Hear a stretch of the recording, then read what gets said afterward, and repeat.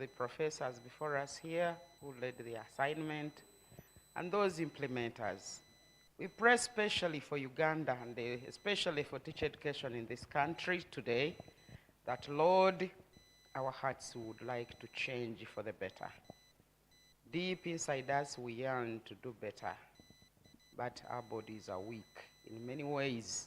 And so God, we pray for energy and zeal to overcome all the weaknesses that make us the last in any ways in education, that Lord, as we are here, as we plan, let this time count into development for the nation and social transformation. We make this prayer through the mighty name of Jesus the Lord.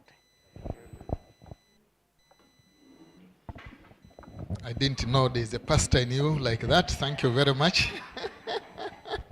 Thank you so much. Now, I think let's start with a recap. Briefly, I think people like the principal here were not here, so let's just give them also a bit of few things that we said yesterday so that she's on board. I think like we did yesterday, let's look at those things that touched you most. Something that touched you most out of the presentations in particular. There could be something, I think we also looked at the framework, the diagnostic tools and the M&E framework, and also the piloting process.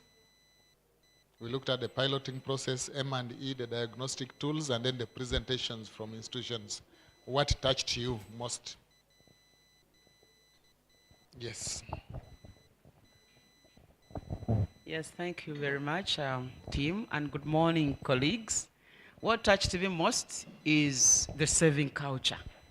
I liked very much the fact and understanding that our colleges can save and transform. And the realization that we can use little things. It was in Dr. Wambi's presentation.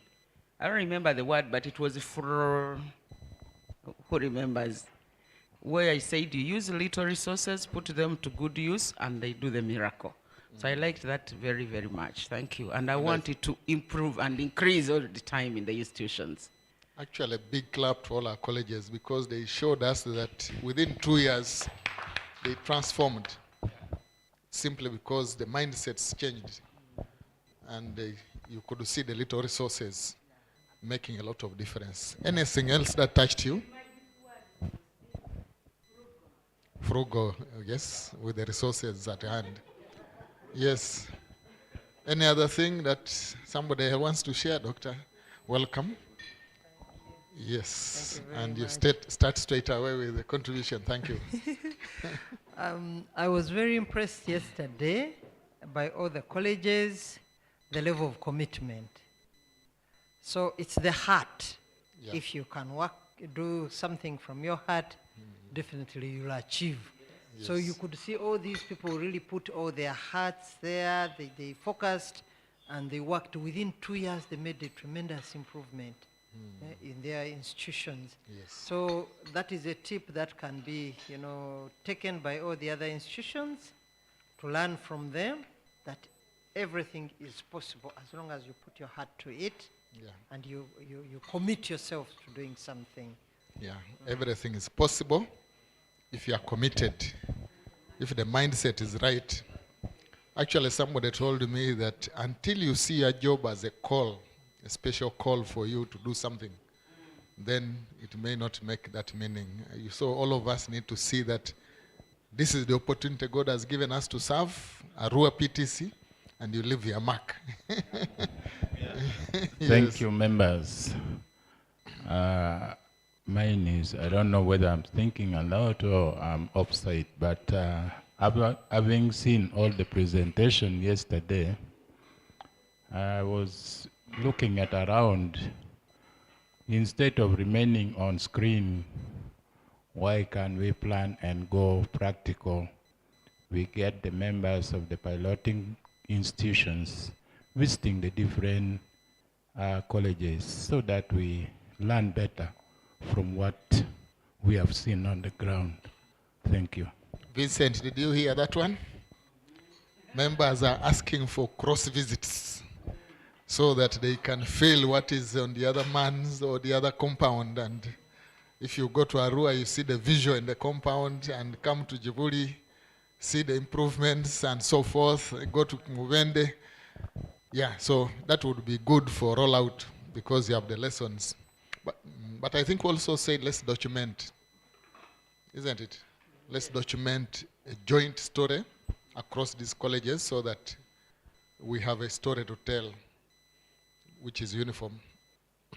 Yes, Prof. Thank you very much. Mine is just to thank all of the presentations that were done.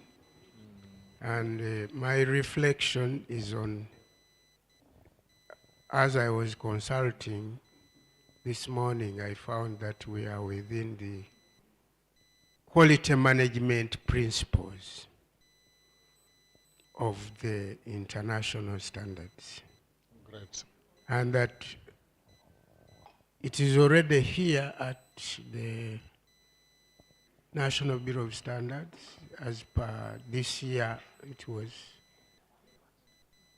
granted to us, and it is ISO 9001.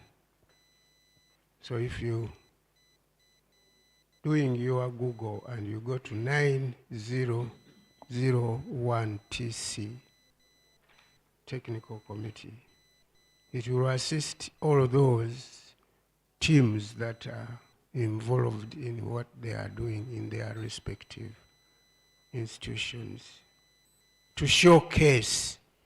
And that's what I've just heard from him. I wasn't prepared, but I would have invited those who can to come and see how we are preparing UNITE to showcase and from within ourselves.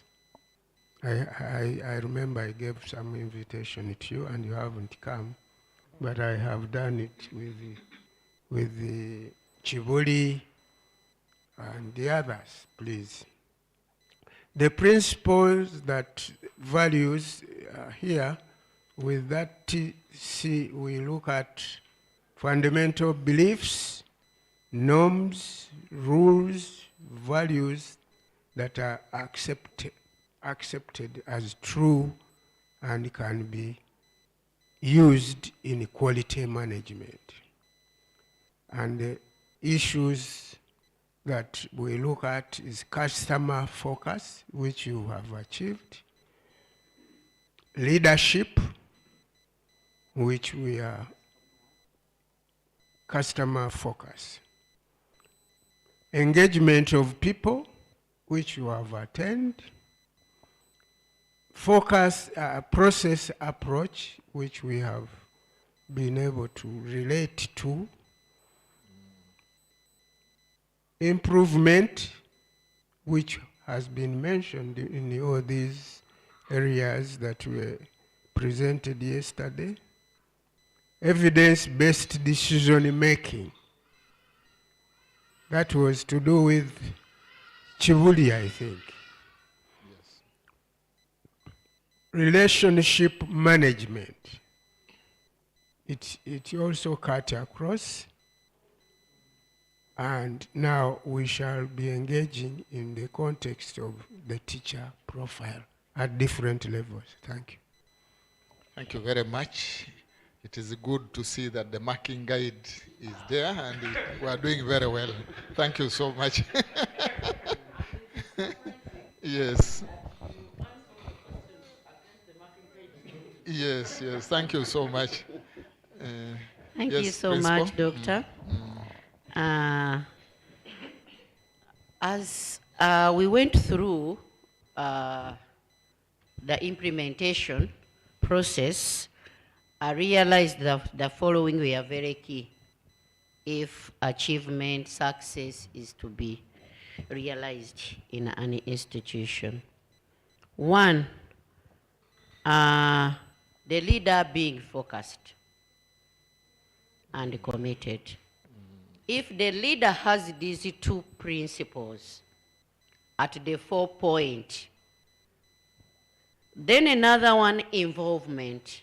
You involve everyone, all the stakeholders in decision making, in implementation, in everything, the success will be realized. Then another one is motivation at one stage or another.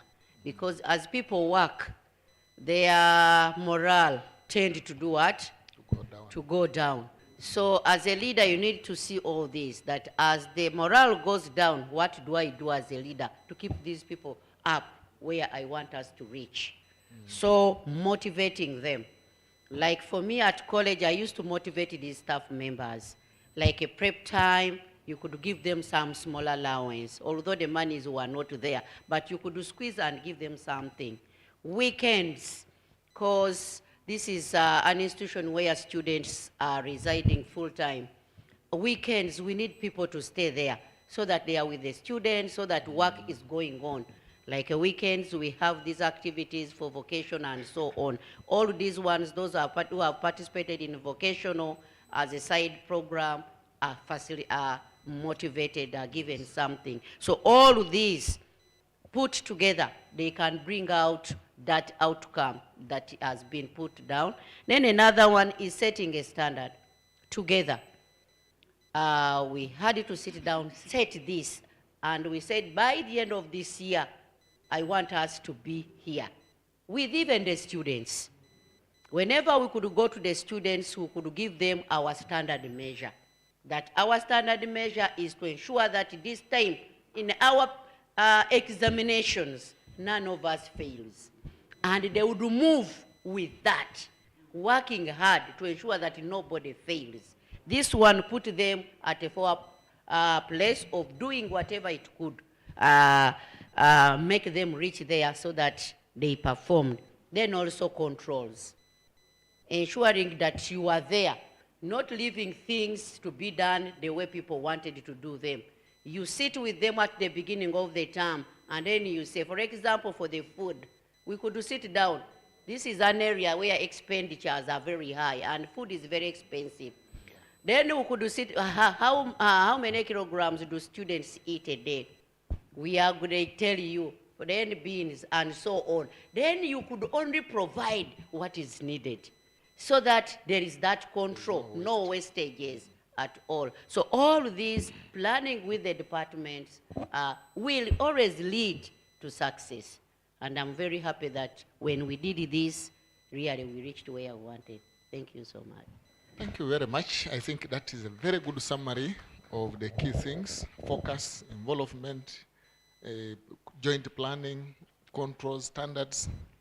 This is very important. And I think that's where the issue of the mission came in, isn't it? Because we said a mission is like the main stem of a tree on which all these branches attach, and they contribute to that tree's growth. Now, if all of us are mobilized to know that this is where we're going, like she has said, we set a direction and say, this is where we want to go. All efforts go that direction, and we find it is actually paying off. Thank you very much. What I learned yesterday is that if you are to maintain quality assurance in an institution, you must apply 7 C's, where we have communication, collaboration, coordination, commitment, consistent, celebration, and continuous improvement. Yes. Who said those C's? Was it Okulo? Yes. Those were very good. Thank you. Thank you for taking good note. Yes. Yes, please. Go ahead. Thank you very much. Okay. One thing that touched me yesterday and what we learned is that quality assurance is for everybody. It begins from the mind and it is embraced by an individual.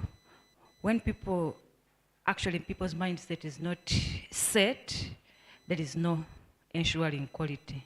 Thank you. Yes, that's a very good one. Again, we had the mind and the heart. Yeah. Very, very important. And quality assurance is everybody's. I think those are the slogans we are picking. Yeah. Everybody's business. And it is continuous. Yeah. It is cyclic. It is, yes. Thank you, Doctor. Mine is an observation from the time I was here. until I left, and now what I hear from people Yes. sharing. Yes. Understand, quality assurance is a journey. It has kind of a point where you start from and where you are going. Where you want to go. It constitutes continuous improvement by looking at what is there, what it has been, and what is it to make it better. So I think along with this journey, we all yearn for better, the better, so that what is in place now should can even be improved upon in the near future. Thank you. A better teacher and a culture of quality, internal quality assurance. If we can embrace that culture, then we can move towards that teacher we want. Yeah, thank you. For me, I had 3 things that struck me yesterday like lightning. When after we presented and then people were giving views, comments, remarks, and so on, I picked 3 things. Yes. 1, we do many things we don't document. Yes. And when we are asked to present, as if we have nothing, but yet we do so many things. That thing struck me. Yes. And then secondly, when we were talking about funds, where do we get sources of funds? What the professor said also struck me. He said, there are so many people who call for writing proposal, but we don't see them, we don't write. This thing also like, so we are sitting on certain opportunities that come. That one also struck me. Then the third one was the strategy which came from me. I said, to make quality assurance work well, you can create smaller groups, assign people, so that they account for what they do. This came from Dr. Beatrice. I also said, so we can even make work simpler. This could even help in this kind of mindset where some people want to see things from far. They distance themselves. That means you can assign them. They also do what they maybe love to do, and then they account for it. So these are the things I learned from here. These 3 things. You remind me of those days class control techniques. If you have a stubborn student, find something for them to do, and they will fail part of it, and before you know, they are very cooperative. I just Yes. remembered one thing that Carol brought up. The language Yes. that we use. In most cases, we want to take all the prizes, but when it is a blame, it is for the others. So it's very important we always look at something being done by us, not I. You will find people saying, I've done this, I did this, I did. Really, you cannot do it alone. You work with people. So that teamwork and that feeling that we are achieving as a team is very important. So once you work as a team, you'll definitely achieve so much. Yeah. And never say, I am the one who has done it alone. Yes. It reminds me again of a management, something that working with and through people to achieve collective goals. Thank you very much. I think everybody has given us a feel of what they remember. Of course, there's a lot that was said, but we can't exhaust, but at least everybody has given us a feedback from what we said. At this point, what is on our program? Does anybody have recap group work, rolling out the QA? Yes. Oh, yes, there is somebody online. Dr. Wambi, you are welcome. As usual, I want to thank you for being so dedicated and staying online finding time to stay online amidst your busy schedules. So kindly make your observation or make your contribution on what you remember best from yesterday's discussions. Thank you so much, Dr. Wambi? Thank you so much. Yes.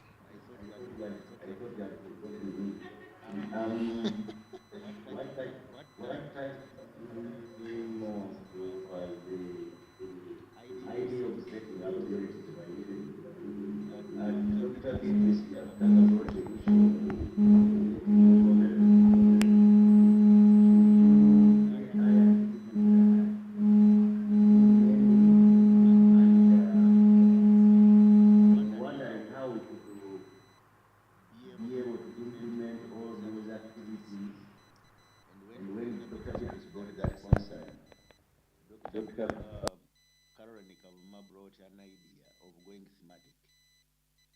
And I really picked it up because it means as we select our priorities rightly, we can, going forward, we can group those activities under themes and sub-themes.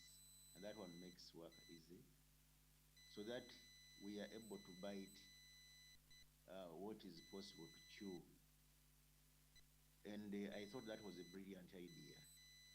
And she used the right word to avoid getting chopped. I would like to agree with them. And that one touched me so much. I know we can group those activities depending on what we are supposed to do in a term so that we don't get confused. I beg to submit.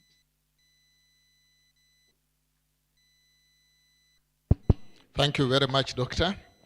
And thank you for staying online. Now, Doctor, we are going to discuss issues of sustainability. If you look at our program of day 2, we were supposed to have a plenary discussion on sustainability, but we carried it forward because of time. So I think let's start there, and then before we can discuss the rollout process. Is that okay? Okay.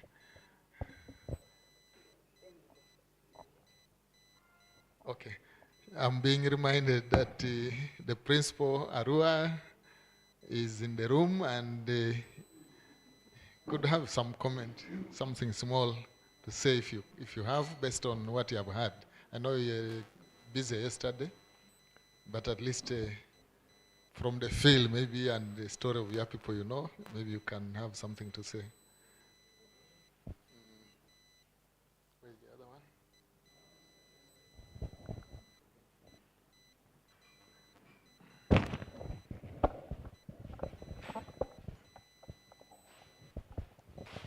Thank you very much, members. Good morning, ladies and gentlemen. Yes, good morning.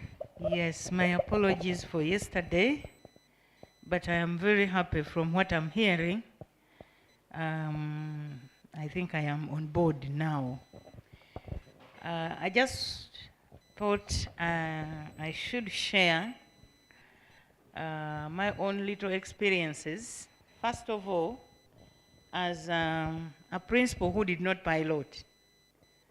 I wasn't there in Arua during the time of piloting, but I got into it and I found it on, and it is like someone who jumped into a boat and somehow has gone into the journey, moving with the people who were there.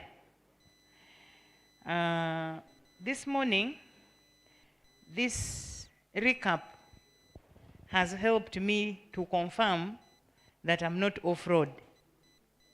So just wanted to share a little bit of my own experiences with quality assurance, such that I am together with members. Now, looking at what all of you have said, I think you have touched the things that I wanted to say. But I want to look at quality assurance at the institutional level.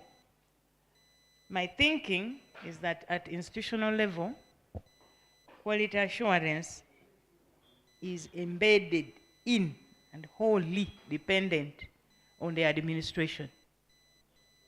Like my sister Hajat said, if the administrator is not in for it, if the administrator is not well grounded in and does not commit and does everything else that it takes, that activity may not have a strong ground.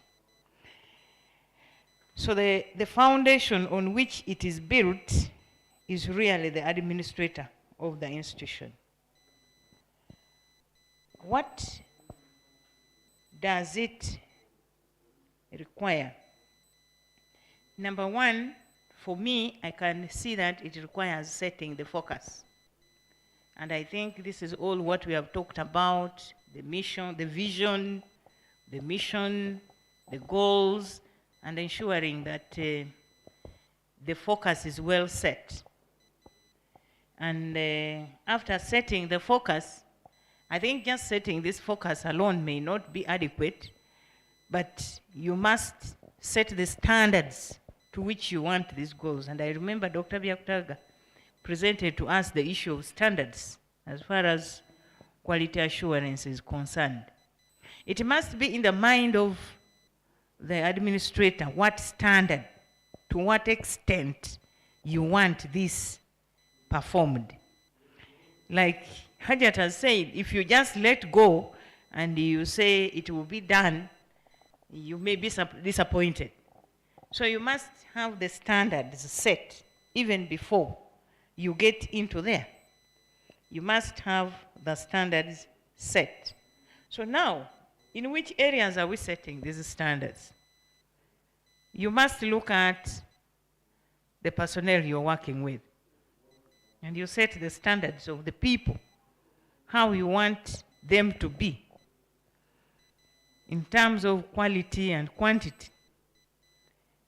Even as we were setting the quality assurance committee, you, as an administrator, you don't just pick on anyone.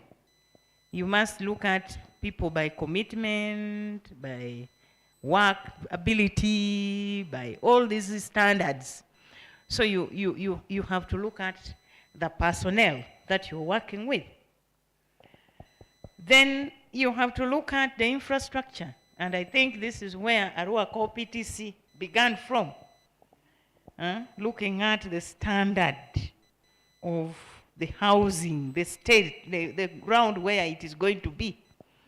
And I think this is where I enjoy Arua, because on entrance, you begin to see the standards. Even before you go to the classroom to see the actual teaching and learning, you will see it as you enter. So you have to look at standards in that area. The compound itself, as you walk in. First impressions. Yes. So I think what I found in Arua impressed me, and I found myself fitting in very well. Then you have to go into the instructional resources. Instructional resources. If we have to get the standards, then you must be focused on the instructional resources that you require and that you have. Then finally, you then go into the actual teaching and learning. What is the standard that you want? If you don't set the standards, then you may not get it at the end of the day. Because now, as you commit yourself to look for resources and all these, this will be the foundation on which you are basing. I am looking for this. If I'm looking for staff, I'm looking for this standard of staff. If I'm looking for instructional materials, I am looking for this standard. If I am looking for whatever I want, I am looking for this standard. So it is you, the administrator. It is all mirrored in you. And it is from you that it will go to the rest. I then now go to, if you have set all these and the standard is in you, then you now look at providing maintaining, and sustaining these standards. The beginning part was mind work. Then you now go into providing them. If you provided things and left it to people without maintaining it and without sustaining it, then you may not still achieve the standards you want. Along the way, it will disappear. They will tell you all the paint is finished, all this is done, and you have not got what you wanted. But everything that you provided is not there. So you have to provide, maintain, and sustain until you are sure you have reached there. But also along the way, you have to go assessing, evaluating, and reviewing. As the leader there, your role is to continue to assess how is it going, is it still on track, does it need more, are we okay? You keep evaluating, and then you review whether you need to adjust, whether you need to add on, whether you need to do all these things. So that I look at the administrator there as the driver of the whole process. But then what does it take to achieve it? You have set it. I am looking at you, me, keeping to the focus, which I said. I must keep to the focus. But also I must work on mindset. Many people talked about mindset. You must work on mindset of people you are working with. What we are talking, what Hajat was saying, work with them. Before you work with them, you first set their mind to be like yours. You make sure that you're thinking alike. From the takeoff point, you're thinking aloud. They're thinking the same direction. Or else you take off, and this one's mind is the other way, and the other one's mind is the other way, and you cannot go. They start asking you questions, they start posing to you challenges, they start raising worries. But as you take off, you work on people's mindset, and you go in the same focus and the same direction. So once people's mindset is done, build the capacity. Help them to have the capacity to do what you want to achieve. Capacity can be built in many ways, but you need to build the capacity in terms of all ways. When you have built the capacity, then do networking within and without. Hajat called it teamwork. Yes, I agree with that. The teamwork built within, but also network out. Like someone has rightly said, know what others are doing and network with them such that you can borrow ideas here and there, such that you move in the right way. And then have a lot of motivational strategies, as my sister Hajat said. Motivation may not just be money, may not just be what, but even keeping to them and working with them is another motivational strategy. And then I am also thinking, you keep with a team, with a lot of commitment. The more they see you committed yourself, the more they will find themselves entering into it and getting committed. And I think these are things that inevitably will bring out our quality assurance. So I just want to wind up by sharing a little bit of my experience outside before I went into this. Now, you'll realize, I realized that with or without this, it is something that we need anywhere where you go. Because I was in a college where the implementation was not there, but I found that for a college to run, for an institution to run, somehow this thing has to be there. It is informally or in whichever way, I saw myself practicing them.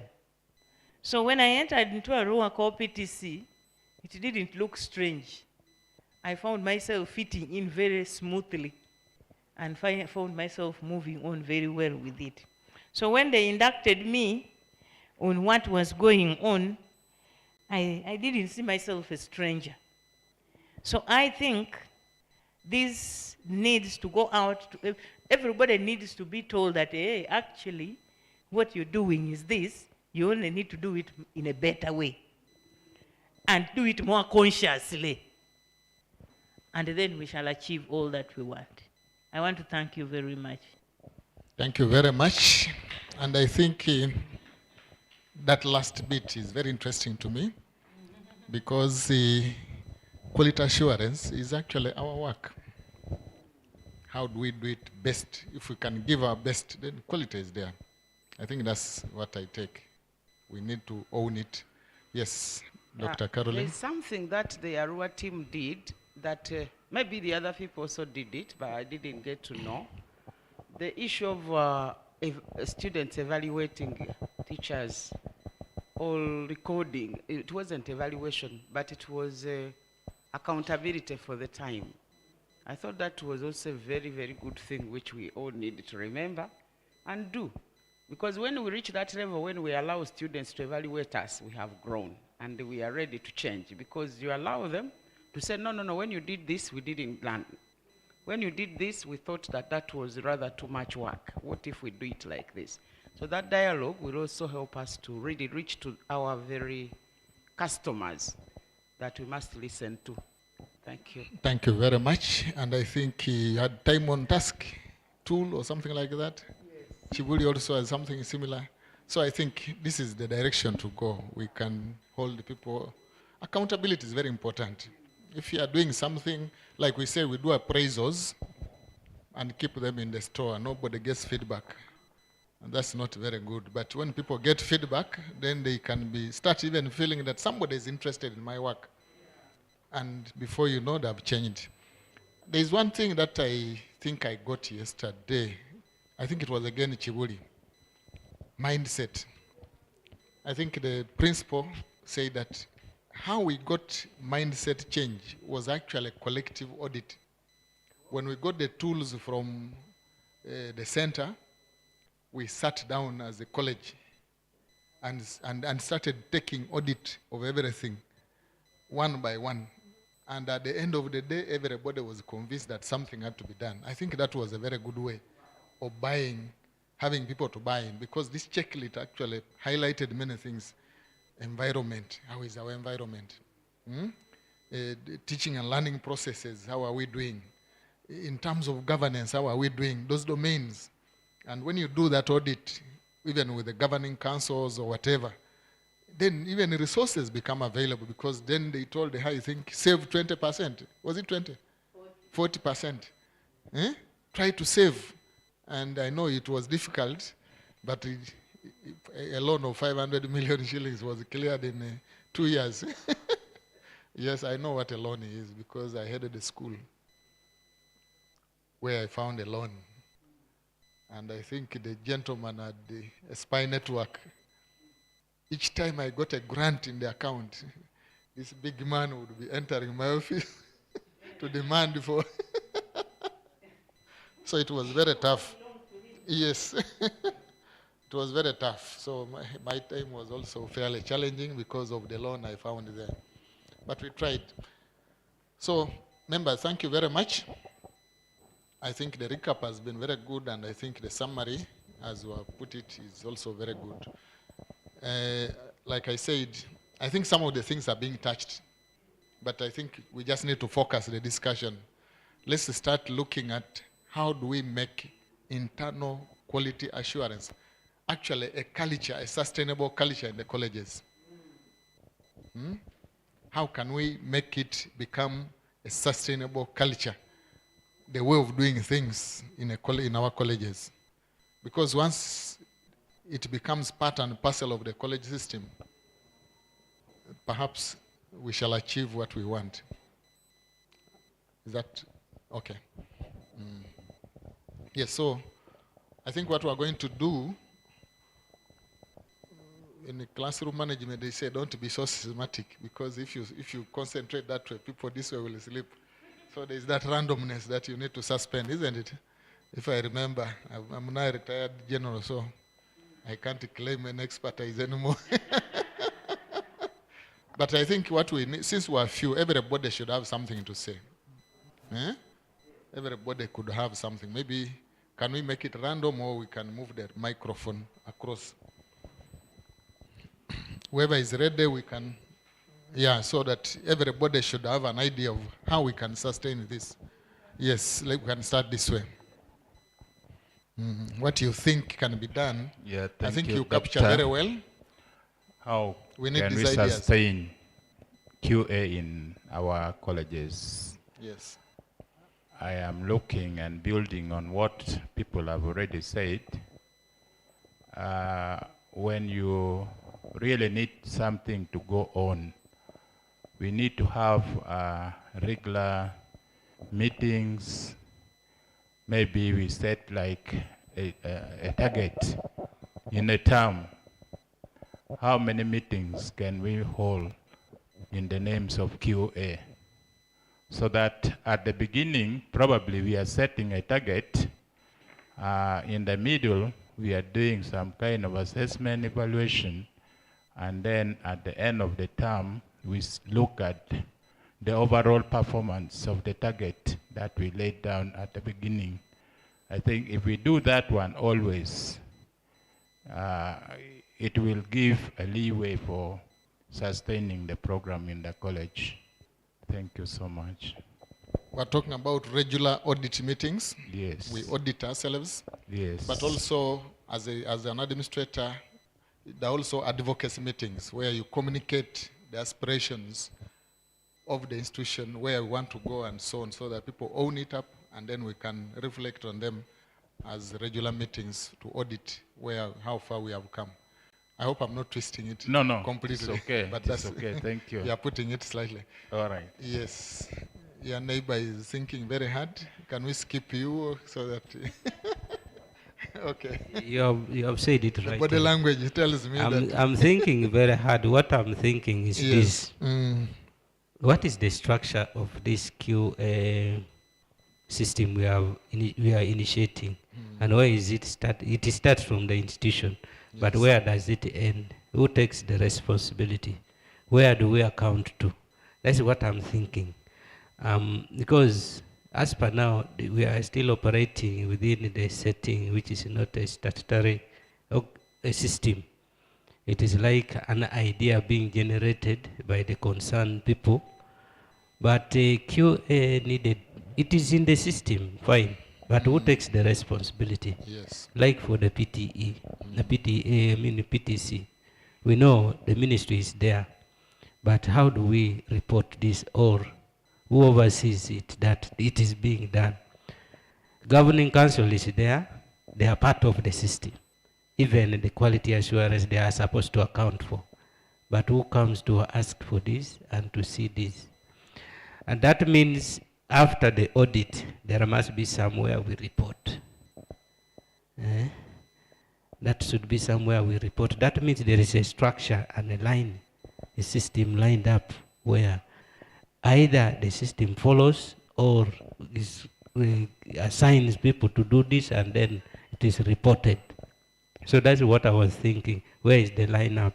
How do we report this? Yes. How do we link internal with the maybe medial or the external or whatever assurance? Yes. How do we report? Yes. How do we hold the people accountable? Correct. How do we motivate institutions? I'm not yet seeing that structure. To keep the structures going and so on. So we need to create that external linkage.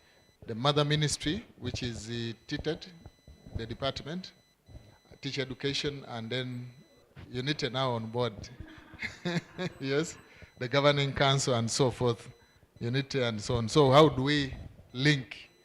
Because just like individual lecturers or tutors need to be motivated, institutions also need to be motivated that this support is being recognized somewhere. I think there's a culture in the ministry where there is now annual recognition of teachers. So maybe even our colleges could actually be recognized as colleges. Teacher symposium. People need to be motivated to know that what they are doing is actually being taken into account. Yes. Just something small to add. I'm looking at if we borrow the system or we buy the ideas that the thematic will be our basis. So it means that at the national level, these themes will be formed and then given to colleges for like a kind of standard measurement, because everybody will be focusing on the theme for that particular term of that particular year.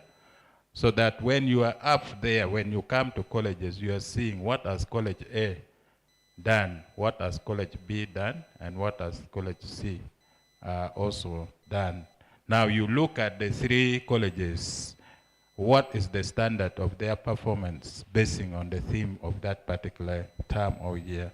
So that even when we are now setting the target at the college level, where we shall be evaluating ourselves on, it will be with the focus of the theme that will be given from the national level. That would bring that uniformity in doing work at that particular period of time.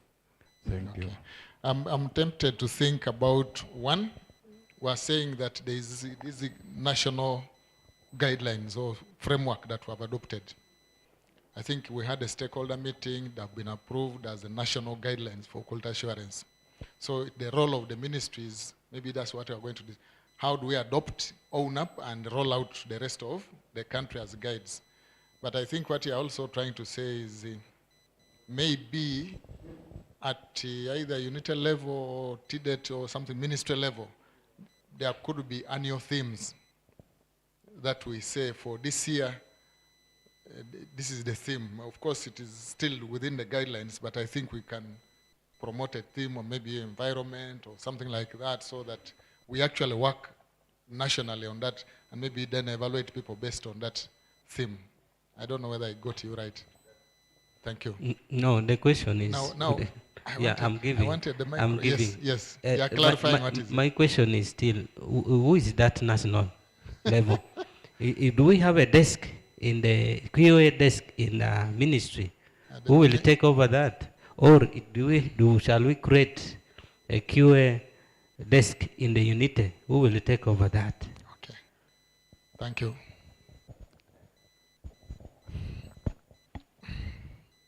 You need to respond. I think we are going. Let's just take this. Thank you very much. My mind quickly said we have to budget for it. A budget. There must be at institutional level. It must be an item on our budget, so that someone knows. Yeah. The QA units must be facilitated. Yes, there must be so once it has a budget, then number two. It will be on our annual work plan. So that you know it is part of it. And annually there are activities that has to be accomplished in the course of the year. Just like we do the teaching and learning, just like we do the co-curricular, just like something like that. So that is part of it. Yes, because there are two ways of looking at it. Either the ministry provides a budget or the institution's budget once the idea.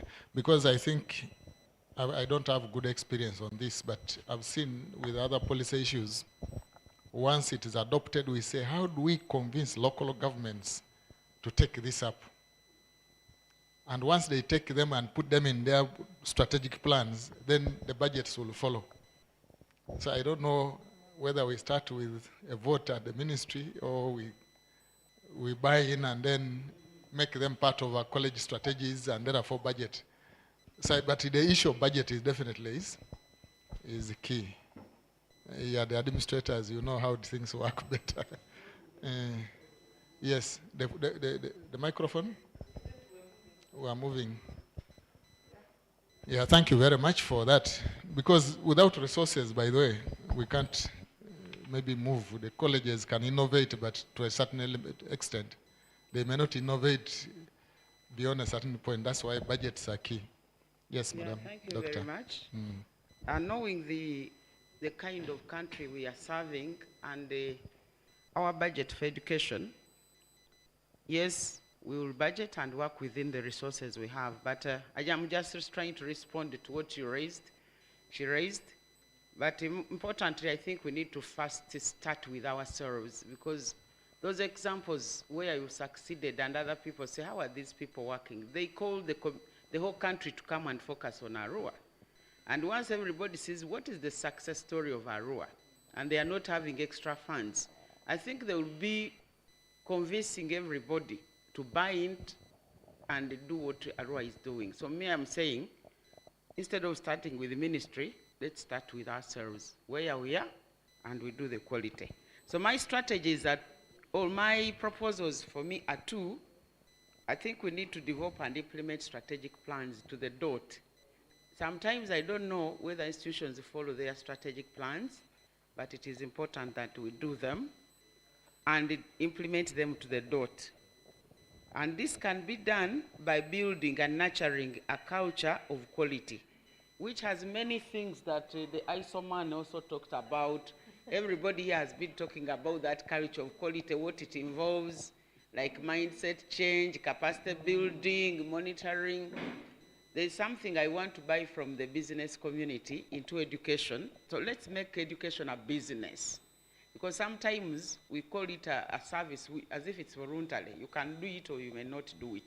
But once you take it as a mandatory thing to do, and it's a business like, not a business in terms of money, but a serious business to deliver, that I have to teach, I must do this. Sometimes I talk to teachers and say, especially in the college, CCTs are working for everybody. I ask them, when they are like here, UNESCO has called them here. When they are here, they will get a letter or a call inviting them to go to a certain training in Mubende. They might spend about a whole month without going back to the college, because from this point they'll be called the other point. From that point they'll be called to another point. So they continue on that errand.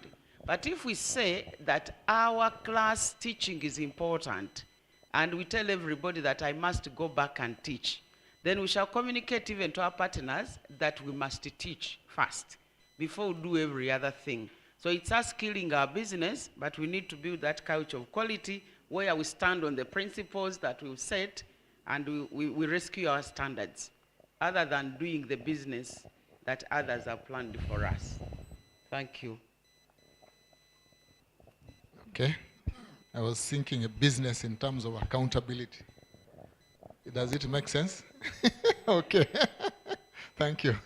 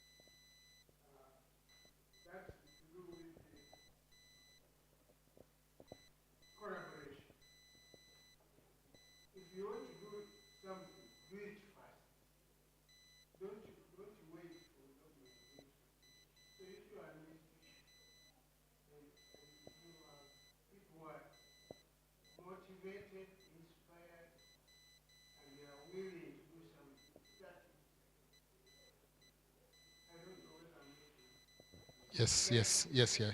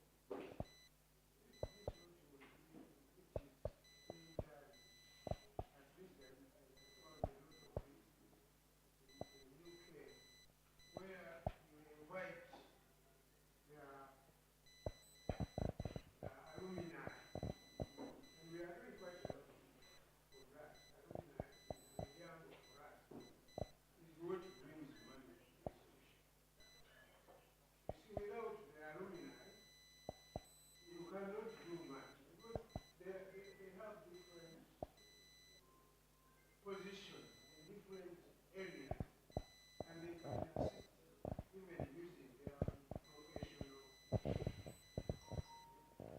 fields, isn't it? Yes.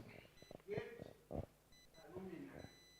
I don't know what will happen with the chapel, but I am other universities outside Uganda, and maybe it collapsed. You remember, those of you were in town, the alumni was very strong. There was even an office there for them, but it collapsed. So, sustainability is about ourselves, we, and it is about leadership and management principles, teamwork, and initiate. I remember we were trying to follow up on projects, and we found that they needed people who have done the work before so that they can be put on board to companies that will finance them. They don't want you to be there every year when you have not started anything. So mine, collaboration, initiation, and through different networks. Unyama or Akua, it is called, start something, and we go there. Like you are, it will yield some help. Yes, collaboration, networking. But I think what I take most is the advocacy. Yesterday we talked about telling our own story. Let's tell the story of quality assurance. And once it's well told, there will be buy-in. Like you're saying, the alumni will come in because they know something is happening. Maybe the political leaders will also come in and help us to overcome some of those obstacles. So advocacy is key. Let's tell our story. And I think Unite, you're saying yes, you're proposing a magazine or something. There is something, a joint some publication that a teacher education journal. Maybe that's one way we can do it. But let's tell our stories. Yesterday, we talked about some people having written about them. There's somebody who has published what you did. So, and we are saying, let's get that story. It was published. Let's publish that story, share it, maybe with the department here or the unit now. They can use it also as something to refer to, and maybe share with the rest of us as an example. Let's share our story and coordinate and work together. I think UNITA have already said that these people want cross-fertilization so that they can borrow ideas from their friends. Yes, Doctor. Okay, thank you very much. I do agree with the previous, speakers on all those good things about quality assurance. I would also like to add that leadership is key. We need to have all the leaders of, we begin with the leaders of these other institutions, the principals and so on, to first bring them on board so that they understand what it is all about and how these three have been able to do what they have done. And then the other one is the documentation. If we can document, we have a very good documentary. We get a professional to help us do it. During the training, it is shown to everyone, and these people are talking how they've been able to reach where they have reached. I think that can change the mindset of the rest of the institutional leaders.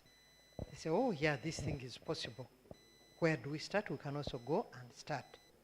Then we also need to encourage a reflective practice so that each one always should think about what they are doing and how they are doing it, and how better they can do it. So that each time they do something, they reflect on it.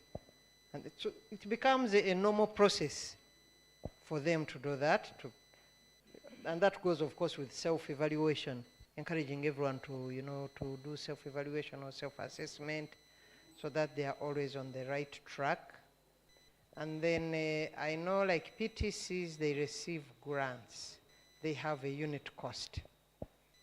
And their budget is based on the unit cost per student and the number of students that you have. So once you have that total amount of money, if the unit cost is what now? Is it 1,000 now? Has it reached 1,000? Huh? If it is 1,900. 1,900 times the number of students in the institution. So times the 3 terms, isn't it? Yeah. So you have certain number of days in a term. And that is the amount of money you're expected to spend in a year. And everything that you have to budget has got to fall in that line. So they have to find a way of squeezing in issues of quality assurance. Yeah, I know whatever we budget for, in a way, it is focusing on quality assurance. Teaching, what. But now we have to put special focus on certain themes or certain areas that we're going to concentrate on. I don't know, we may do very little in that way, because normally that money, with the feeding that comes on, the food takes so much money for the students and all that. But a wise leader will always think around the clock to see what can be done. How much can you save so that you focus on certain things? That's why yesterday I was saying, the list is so long. How does this institution manage? Unless you have some external funding somewhere to boost you. But otherwise, the income is quite small for these institutions. And when you look at everything within the college running along that budget, you have to put everything under that money. You fail. One time when I was in Shimona, I told my staff, I said, we are going through a budgeting process. I want you people to help. I gave them the budget lines, the items we spend on. I said, you allocate this money. This is what we expect to get. All of them ran away. We remained with a few, I think, Oketa, and about 3 people remained on it. I said, but madam, the money is not enough. I said, you try to fix it in there. You try. Because I wanted them to get a feel of what is done. Because sometimes when they're out, they say, there's a lot of money. These people eat a lot of money. That money is never enough. But as a leader, what is the way forward? We must ensure quality. We must ensure quality. Now, we sit back and say, there is no money. The minister hasn't given us money. Sometimes the minister also doesn't have the money to give. The cuts come from finance. Finance also has challenges. So the whole thing is, cyclic. But we have to also be, to network,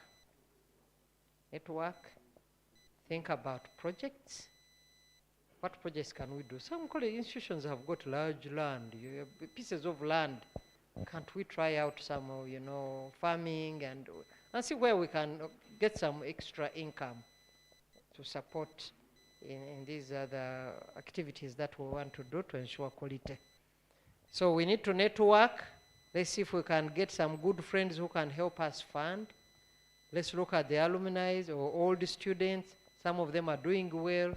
If they can come in, tell them what you're planning to do and how you're working on quality issues. I'm sure they will raise something at least to boost you. Yeah, the projects, poultry, farming, vegetables, and so on. So we have, a leader must keep thinking. The leader is key here. You must keep thinking. Not lie back and say, things are hard. I won't move, And they have to change their mindsets. And they must involve as many people as possible in achieving their set goals, objectives. Together we can. Thank you very much. Almost agreeing with your neighbor on networking and so forth. But she has mentioned about how do we make the best of what we have as leaders. The budgets are very tight. How do we make the best of it? And in management, I think the managers use certain terms, efficiency and effectiveness. And that's what quality is in summary about. How do we make value for money and to achieve what we want to do? So thank you very much. I think that's a very good, but also that reflective practice. Is that what you said? Reflective practice is key in always keeping the improvement. Yes, Principal. Thank you so much, sir. And thank you, colleagues, for the input. For me, I don't have much that is diverting from what they have been saying, but this is the cycle I would think would move with as we go into piloting to other institutions. One, these people should be invited like were invited and taken through these documents and given what is expected out of them as far as quality is concerned. Then as they come to get all this information, we showcase of what we have done with 3 institutions. Then from there, they are given these tools to go and assess their institutions. Probably before this, we have to conduct workshops with the different institutions. I don't know what you will do because you need to involve now the other staff, apart from the leaders who will be coming in a workshop like these ones. That means you need to make your group bigger. If you are to move to all these institutions, to be in their meetings, to give them this as a college now, you need to be a big team.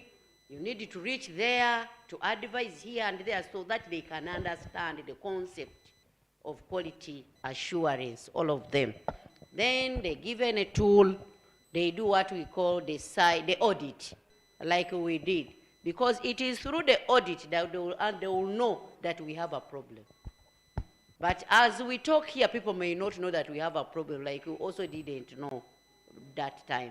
But as you go into audit, this is the time everybody on staff will now come and say, hey, I thought we were okay here. We are not.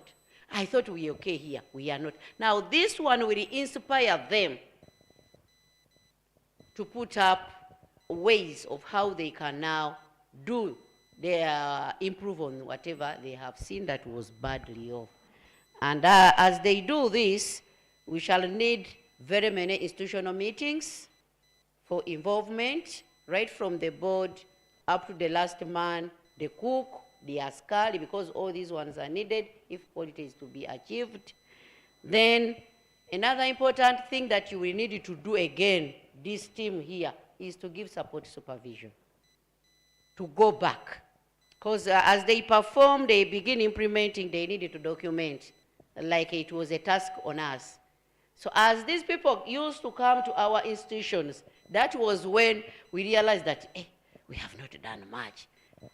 This one, we should have done this, we should have done this, but we have not done it. This one makes you even think further, try to reflect more, and plan again to ensure that you now reach where you want to do. The support to supervision by the team will need to be a lot of it if we are to realize quality in these institutions. Then also networking, like the alumni can be invited, putting up projects, writing project proposals like you've been told. All these ones can come in to ensure that we have quality at our institution. For us, Chibuli, we have a project, an income project we have chicken, we rear chicken. We have very many of them. They go up to 2,000 and above. We even sell young ones, we sell eggs and so on. So we have this. But we have also brought alumni on board and so many other things that we can do. Now, like this one where the tutors can write project proposals, I'm now taking it back to them so that they get the 10%. And then we see how we are moving to different parts to ensure that we really get funds besides this little that we are given by the government. Thank you. Thank you. I think the danger of trying to summarize is to lose the points. So I think I leave them at that. But I picked one key thing which I think the team leader needs to take about. think about how you expand your team. I think the expertise now is in this room, so that things like support supervision and others can cut across the country, and there's a bigger force. We can't, of course we have done a bit, but I think now that's the growth we are talking about. Yes. Thank you very much. Someone has talked about making a strategic plan. Yes. And I've seen it as an important tool. And after making strategic plans, to me, I feel that they should be shared to all people in an institution, because transparency is also a very good tool. So there is no way how you can convince people to implement that strategic plan when they are not involved. For them, when they see you doing so many things, they will think that maybe you have other money, but if you involve them in making this strategic plan, they will come to ensure quality, and they will come to know that everything is possible. And another one is about support supervision. Madam Principal has talked about it. That I remember one day, Dr. Josephine and Mr. Kansime wanted to come to our college. Then we started assessing ourselves. That here we've not done this one, here we've not done this one. When they come, what will they say? So if we keep on going there, these people will also improve. Thank you. Yes, participatory planning and implementation, very good. And support supervision, yes. Okay, thank you, Doctor. Almost everything that I noted down has been said. But however, I have to add my voice on, actually, my comment will be on one thing. How are we sustaining quality assurance in our colleges? The major issue is about effective communication, regular monitoring and evaluation strategies, and making everybody, you know, quality assurance is for everybody. It is everybody's responsibility. If everybody is emotionally stable, you have to ensure quality. In most of our institutions, workers or human resources are not always stable. They come to work, but their minds are far away. They don't concentrate on the job. But when somebody is stable, is emotionally stable, when somebody is actually sure of whatever, actually, let me say it this way. If somebody, so for example, we have families. If somebody is okay in his family, this somebody will be able to be productive. This somebody will be effective. This somebody will work, and it will be quality work. But if workers are not stable, nothing, you expect nothing from them. Another thing, in colleges, the science or in teachers institutions, or in organizations, there is a gap between top administration and the lower workers, especially those ones who are working in the kitchen, the sweepers, everybody. So if there is mutual understanding, if there is that kind of communication, effective communication, that kind of intimacy, and people feel that the college, they own the college, and they feel that they are working for their college, then you can ensure quality. So there should be passion, there should be interest, there must be transparency, and so quality is assured. Thank you. Thank you very much. I think she has, particularly to me, what has touched me is the communication component. If the communication is right, then people will be engaged. When they're engaged, quality will be there. Principal? Yeah, thank you, Doctor. I think most of the points have actually been touched. But in my view, I look at our discussion as a mother preparing a meal for the family and the children. When I look at our institutions, the colleges,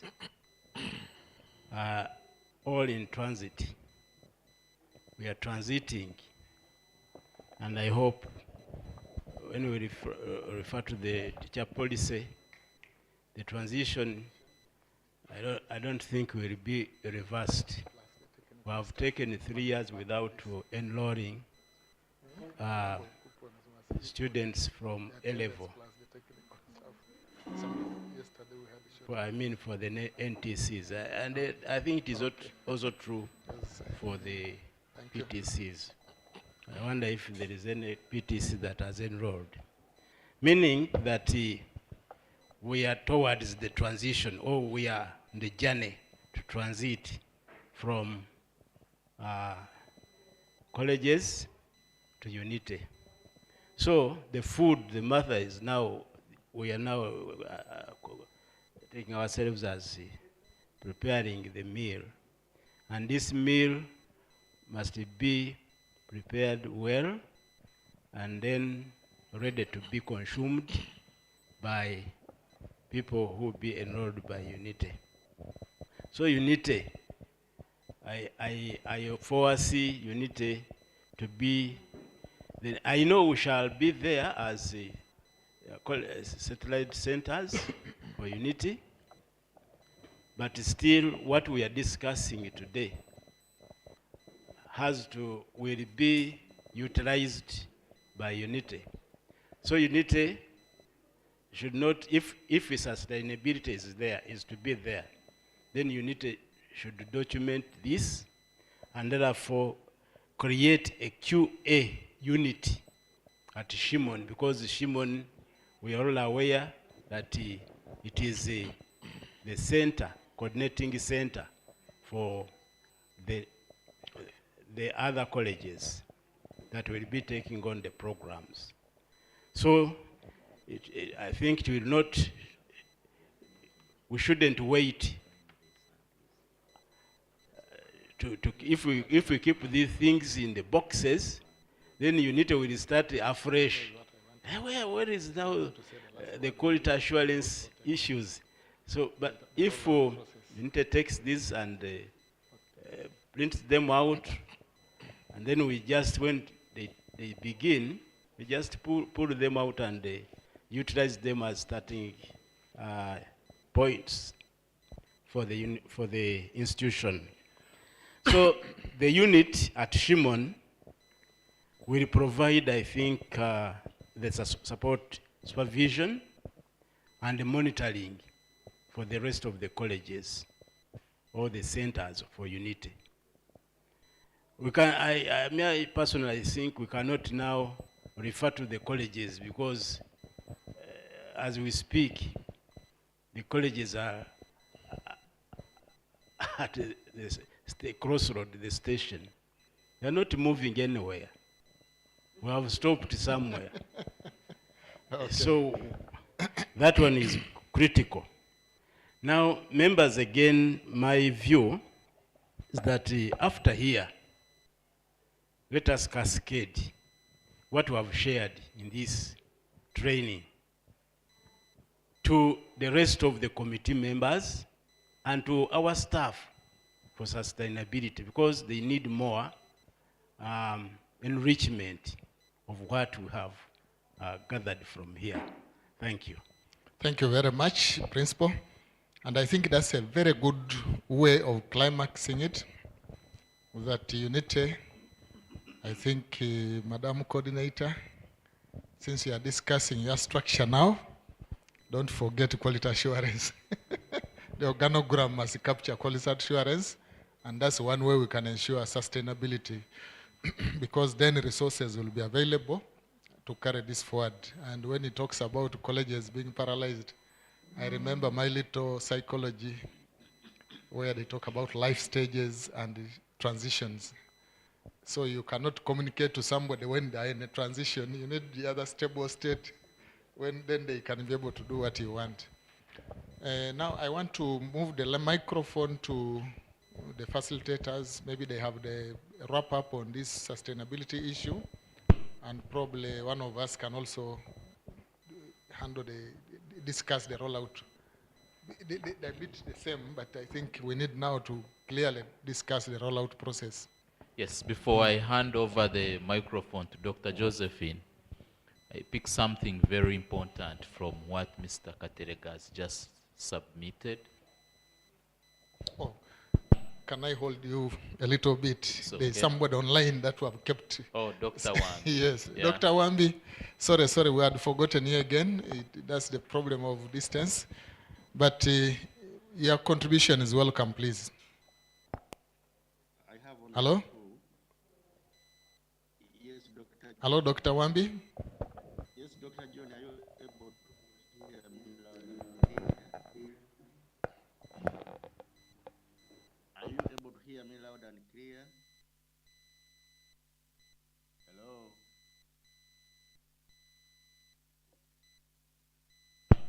Yes, we hear you.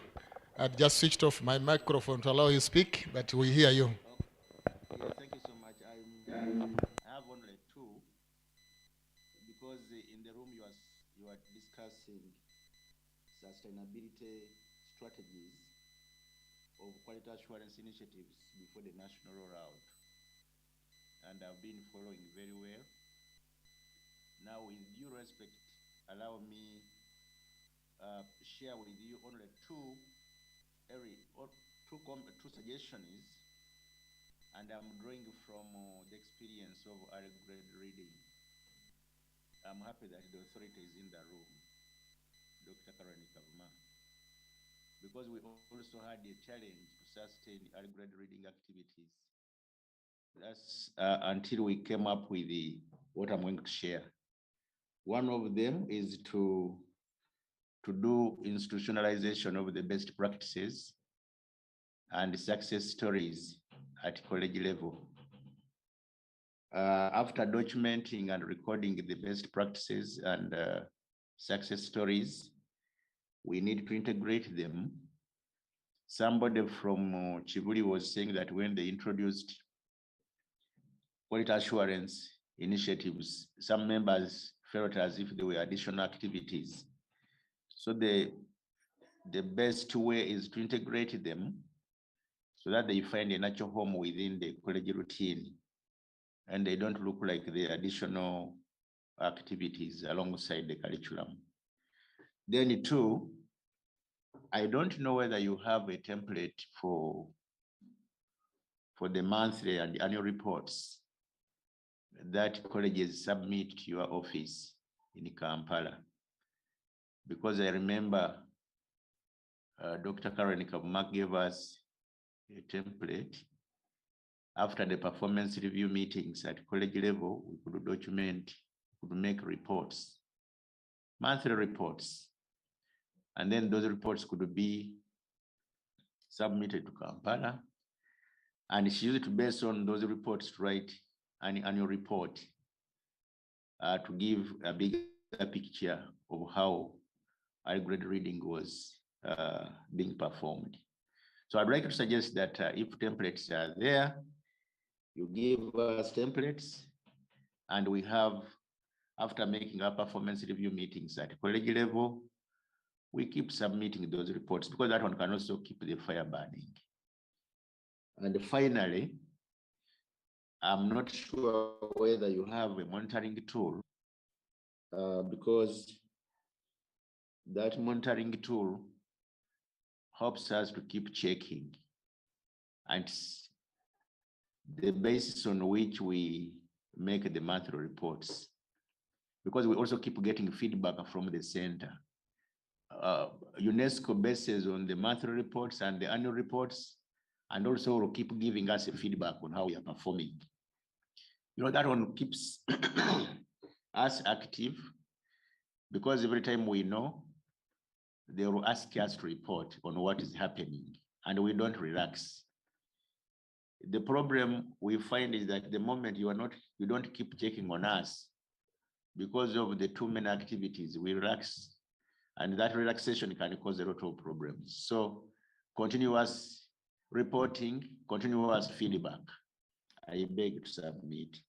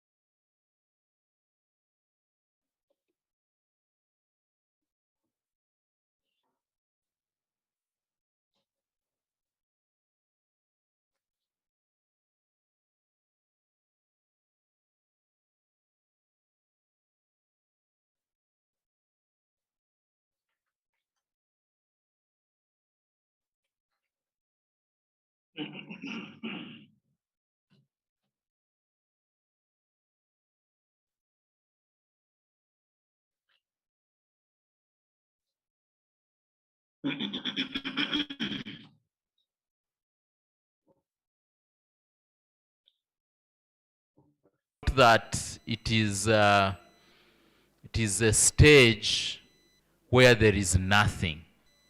There is something going on. Yes, there is something going on. The other day I saw the minister advising Chambogo to allow these institutions to admit on behalf of Chambogo. Not so? So there is something going on, and whatever is going on needs quality assurance, and that can be a basis for rollout, so that as UNITE is fully born, it finds a fertile ground to continue implementing this. So I call upon Dr. Josephine to pick up from there. Thank you very much, Edward. And thank you very much, everyone, for all those contributions since morning. I'm not sure whether we shouldn't stand up a bit. Yeah. Let's stand up a bit. And our feet needs to be rescued. Alan can give us some mchakam ideas. Eh? Remind us about Chankwanzi.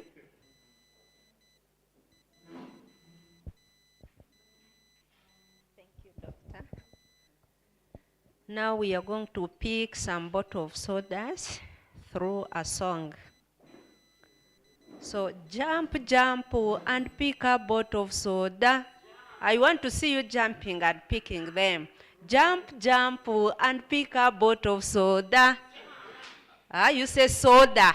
Jump, jump, and pick a bottle of soda. Jump, jump, and pick a bottle of soda. Dance, dance, and pick a bottle of soda. Dance, dance, and pick a bottle of soda. Clap, clap, and pick a bottle of soda. Clap, clap, and pick a bottle of soda. Dance, dance, and pick a bottle of soda. Banange, you follow teacher's instructions. Dance, dance, and pick a bottle of soda. Dance, dance, and pick a bottle of soda. Jump, jump, and pick a bottle of soda. Dance, dance, and pick a bottle of soda. Thank you. Thank you so much, Alan, for that. Yes, we need those small ice breaks to help us. Sitting all the time is not good. We want to do something. The activity that we are going to engage now is, okay, we have been here. Today is the third day. So what next? What next? Can we come up with a roadmap? After here, where are we going? Yes. Where are we going after here?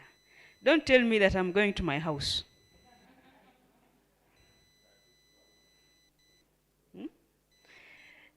Don't tell me that I'm going back to Arua. What next? QA. What next in the context of QA? Rolling it out to other colleges. But how? Where is our roadmap? Where do we start? How should we do it?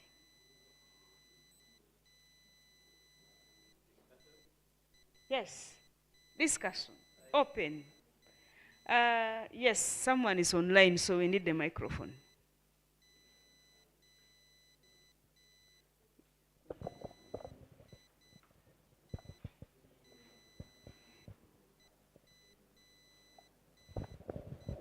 Yes, Yeah, Ben. thank you. I'm just adopting what Principal Chibuli suggested, which would be our starting point. That we call these other institutional leaders and take them through this idea of QA, maybe through training, take them through the document, give them the success stories from the piloting institution. That would be the starting point for them. That's what I'm adapting. Okay. The starting point is to have the other colleges which are not in this room get to be aware, especially their leaders, of what you, the three, have been doing. Is that Ben?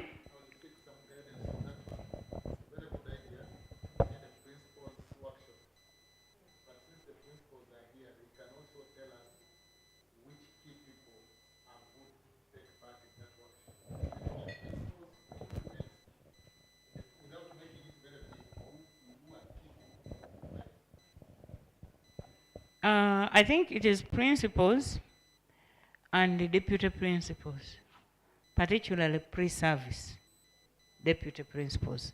That's where it starts, because these are the people who are going to now institutionalize it down in the college. Thank you very much.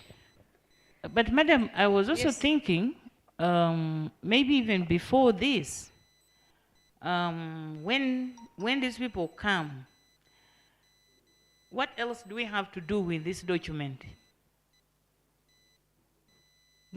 How does this document stand? What is the authority? What is it? Because by the time we bring the principals and the deputy principals to go through it, it should be a what? An endorsed document, something that is complete. Which one is that one? The framework. Oh, the framework was actually endorsed. It was validated. Okay. Now what happened was, when the three piloting colleges met, they discussed how they were approaching quality in their institutions, their experiences. They reflected. And before they reflected, they thought, yeah, we are doing our quality and we are fine. After the reflection, they said, no, we need to do something. So we gave them the document and said, okay, can you look at this document? Is it of any help? Can it help you? And can you customize it to your need? That's what the Bens did. So they tore it apart. And Yeah. they came up with, within the college, they have an abridged version of that. Yes. So we have a Chibuli has, document. Mubende has. By thinking that what perhaps we can do is to produce copies of this so that when the workshop is there, we have got well packaged material people can go with. Yes. Thank you.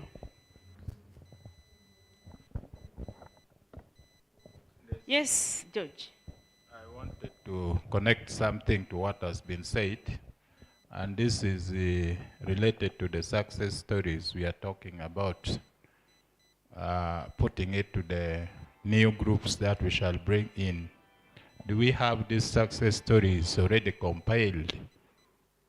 Because we are still looking at college level. Each college has a success story. Has it been documented that we shall present? Yes, Arua did this, Chibuli did this, Mubende did this. We need to have it in place alongside the framework so that they will pick from that point. And then, hope there was a question of how many people could be brought on board. Key people I'm looking at as we are crossing to 2023, from 46 we are coming to 23 colleges. And these 23 colleges has been strategically allocated on regional basis. That's another thing we need to put on at the back of our mind, to look at who are the people, the 5 NTCs and then the 23 PTCs. Thank you. Yes, Edward. Yes, to pick it from what my friend has submitted, the success stories, I think we shall put it back to preparatory activities, including making copies. But I believe when we invite the principals and deputy principals in service, we should find a way of blending the video story and the real people telling the story. Because the real people telling the story is more changing, is more of a behavior change strategy than the video. So if the people can tell the story with a video, then that will make it better than having the video alone. But we need to do both, probably. Thank you very much for creating variety in the presentations. We do both. The people telling the story should speak to the videos.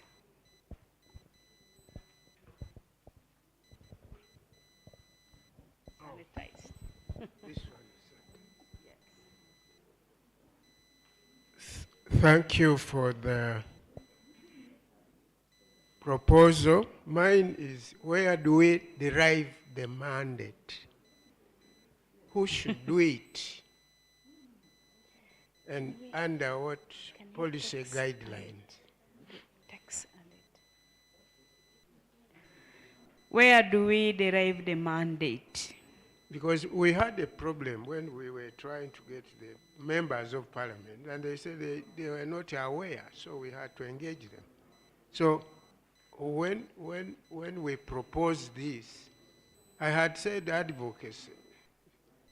Advocacy is a simpler way of getting people to realize that there is something going on. But if we are inviting the principals and the deputy, who should do that? The ministry. The ministry does it. It is the ministry who invited you here. Yes. UNESCO provides the facilitation, and the ministry does the invitation. And actually, I don't know whether, they said they would be here around 11, but now it's already midday. Maybe the traffic, or I was trying to call. So that we don't do it as us. This is under the ministry, and not even just any other person.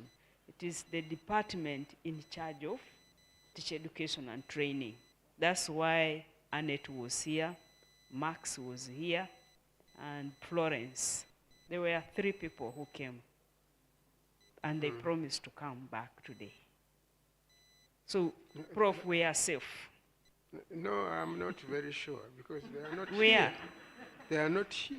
They are not here, yes.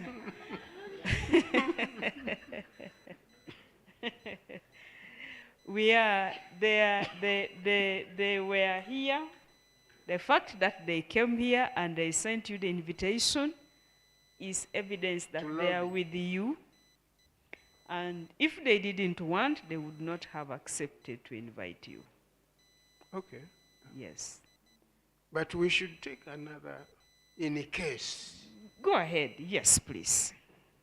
How do we do it? I leave this to I know we are all people who have had challenges in our submissions. I went somewhere to submit, and the minister wasn't there, and then there was a minister of state. And we had a nice meeting, and we concluded a lot of things. But when it came to the report wasn't submitted, and the minister was not willing to sanction. That is my worry, and that is about 3 weeks back. So I know what goes on in our contexts, and we should take precaution. How do we tackle it differently? Thank you. Prof, no problem. Give us some ideas as far as that is concerned. But I think once T8 is here, they should be able to take the message. Right now, they're the ones directly responsible for teacher education and all that goes on with this. And I don't think it has even much financial implication. It can be handled within the department's facilities. Yeah, the institutions, what and whatever. I'm sure they will agree because this is also facilitating their work. It is in their best interest that quality assurance takes root in the institutions that they are editing. We pray that they get here on time to hear Yes. this and then carry it forward. Absolutely. Edward, can I go and look for that lady? Can I have the microphone? Go and make a call? Either to Max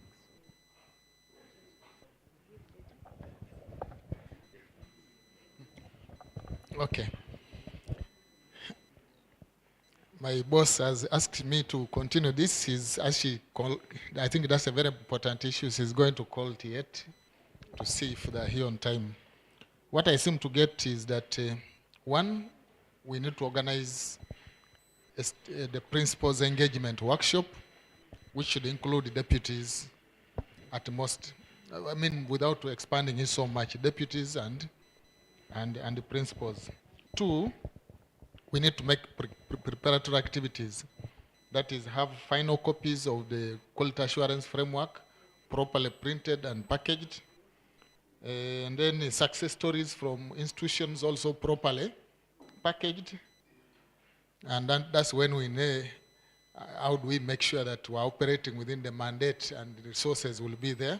I think that's where the discussion is. So how do we carry it forward? Is there anything else that we need to do? Is there anything else that we need to do? Is the workshop enough, or there's some other activity? Once the workshop is done, what do we do? Yeah, the principal's workshop. Yes. We now work out the next steps with the principals. Yes. So we do a roadmap with the principals once together in the workshop. Okay?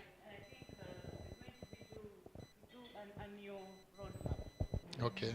Yeah, I think during that we'll set annual activities. Yes. Since we are talking about sustainability, there should be activities that run across a year. And then we continue to redo them every other year. Okay. Yes. The principals are here, the workshop has run, we draw a roadmap with a work plan. Monitoring. And then we do Monitoring, support supervision and monitoring. Then we do an evaluation at the end of the year. I think now the other things are beginning to Yes, look routine. cycle. Is that it? Okay. Is there anything that we can do outside the principles?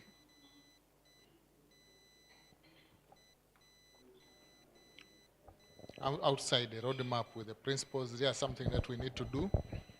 Advocacy or things like that, I don't know what. Some people were talking about advocacy. There is advocacy, what but do we there is do? also that, there was also that what? What do Oh, they call it? publicity, I don't know what to call it. Not really. We talked about it. The visits. Cross visits. Cross visits. Yeah. Especially of the core team. Yes. Which is now the colleges and us here.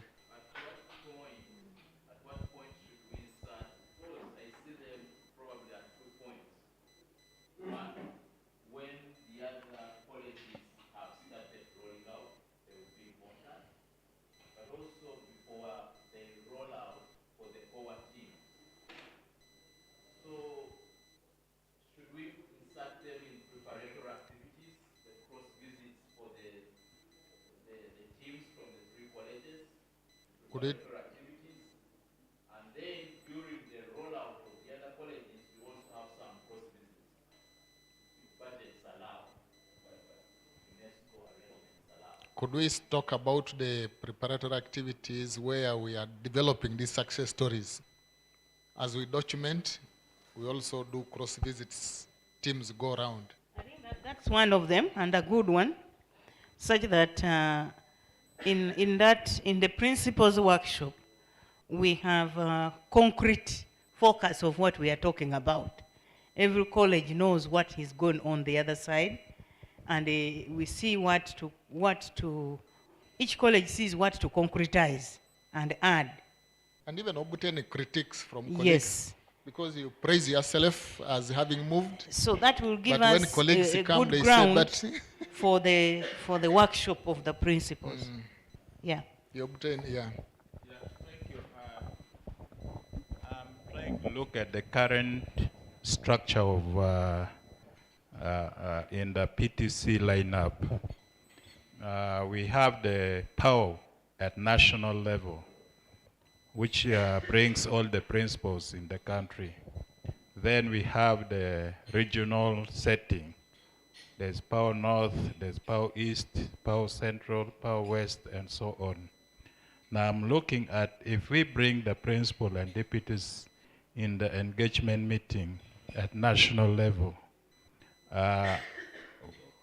we may still, I think, scale down more meetings probably now at regional settings. That's what I'm looking at.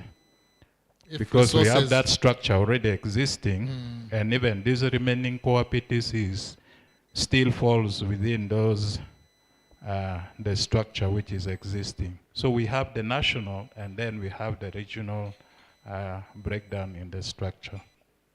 Yeah, we cascade the workshops to now to the regions. How do we ensure there is no duplication of participants? Are the participants at the national and also at the regional the same? I have only hinted on this. I think we have one of the key members in the structure around. So, Principal. Maybe the other question is, at what level do we do that? Members, I am thinking the national training, the national meet will have principals and deputies. Then these principals and deputies first have a task to set the quality assurance team. Now this quality assurance team can be inducted at regional levels. And this can be done majorly by the principals themselves, maybe with one support or two from the national coordinating bodies. Because that structure is there. Once the principals have done their national meet, then the principals have their regional meet. And during that regional meet, they can induct the quality assurance teams of the different colleges. Yeah. Thank you very much. I have been trying to reach our mother ministry. They are in another meeting, but they really hope to join us before we finish this way forward. Wow. Yes. So we keep them in prayers. It happened like hours of yesterday. She's committed, but I have also told her that we are targeting to finish at 1.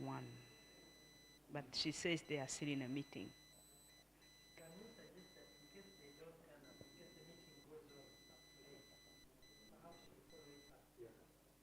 No, yes, yes, oh, definitely, because even the report has to go to them. The report will go to them, so we will clearly lay out our action points and what their roles are anticipated to be. I hope then what UNITE is going to do, we are also going to reach there at one point in this discussion. Yes. Thank you.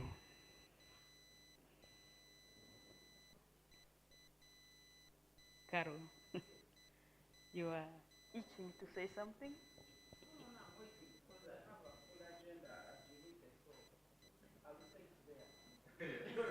Yes. Yes, please.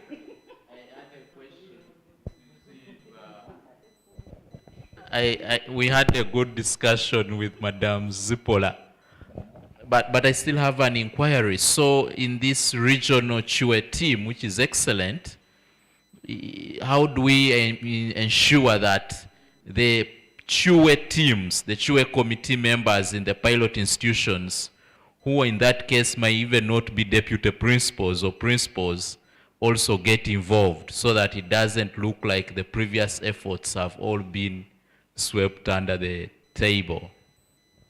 At the regional, they will be facilitators to the rest who are coming on board, because they are the ones who have piloted, they are the ones who have the experience, and they are going to initiate the new QA teams of colleges that are coming on board. Yeah, so alongside the principals, they will facilitate. Maybe the other challenge is that there are regions which don't have the pilot colleges. For example, the pilot college, we have Northern, which has Arua, Central, which has Chivuli. Mubende is part of Central? Yes. Mubende will be part of Central. Therefore, Eastern. Mubende is the Western, according to whatever. Yeah, but we can attach you to Western colleges so that you facilitate there. But still we have Southern and Eastern, which don't have. So maybe that is where we could now see how to plan. Yeah. Because of the difference in these colleges, we might have to split. We could have Kibuli also split to support West, East, and so on. And then Arua also to support, then Mubente to be part of those teams so that there is representation across. Yes. That's but those are details anyway. But, yes. But the good thing is that all the principals and deputy principals would have been at the national meet, and all of them would have been oriented. Yeah. So that means the regional ones will be consolidated because you're going to have the same principles. Consolidating, but bringing on board the QA teams, the college quality assurance committees per college. So it is assumed after the national. Yes. Because these ones don't have the QA teams yet. So they will go back and form those QA teams. And then you do the orientation. We train them. Okay. So the training team will have the principals and deputies training the QA teams. Okay. Yeah. You have the trainers. Yes. You see, you needed to explain about the regions and what Mr. Sizomo was saying. Region, what do you mean? For them, for him, the regions, they are countries. The regions are countries, the regions are political boundaries. And okay. Now we are talking about Principals Association of Uganda. And principals. And we have 46, currently, 46 government-aided teachers' colleges. And we have divided them into regions. There are 5 of them: North, East, Central, West, and South. They are fairly equitably divided. But now we are losing out 23, and we are remaining with the 23. But they are still fairly equally distributed. You will have 4, 5, 4, 5 in each of the regions. So that is what we call the regional boundaries of colleges across the country. And we have the national chairperson and the executive committee. Dr. Bektaga was that at her time. And then we have regional chairpersons and regional executive committees. It helps us to do a lot of management and structural things in the colleges. Yes, Yeah. can I seek some And clarification? chairperson Central Region is there. Can I seek before you leave the microphone, Yes, please. could I seek some clarification? You have said government, Yes. but there are also private actors. Yes. Just like NTCs, I think they told us there are 5 government, 2 private. Yeah. I think we're struggling to name those 2 private ones. Yes, So we also have the private ones, engage and them? we assimilate them. They are affiliated to those different regions. Okay, so yes, we are not targeting just government. No. We also have to. Yes, The and umbrella we don't know whether next year they will still exist. Okay. Because I don't know whether the mandate of teacher education still allows the private practitioners or not yet. But we are talking about the situation now. As and when we cross the bridge, we shall talk then. Okay. Yes, so those are there. And whenever we do our mobilizations, we include all of them. Okay. But of course, they are not as active. As the government, they are not as well facilitated. Okay, now Dr. Caroline, maybe you can tell us about the private NTCs. We're struggling now in our team actually to name them. The two private ones. No, I don't know them. The principal seems to know them here. Yeah.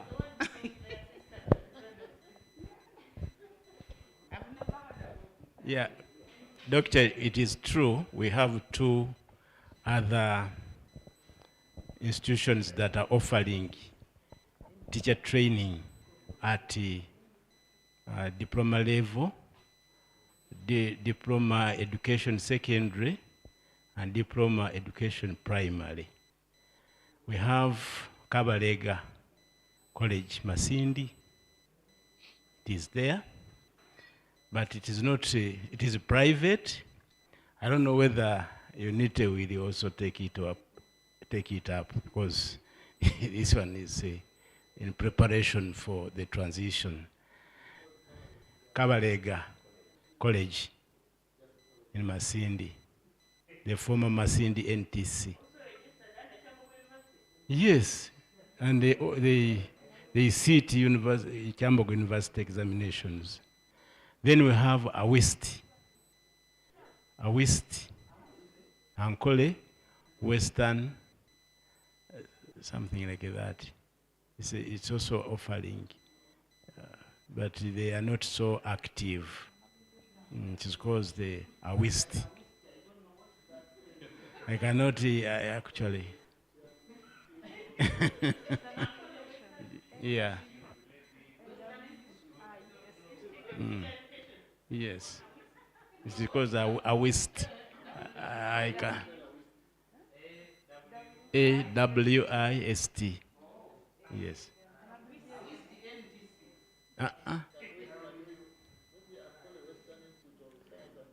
I think it's like that. It's like that. Science and technology. Yes. So they train all science and arts, but they normally have a small number of students.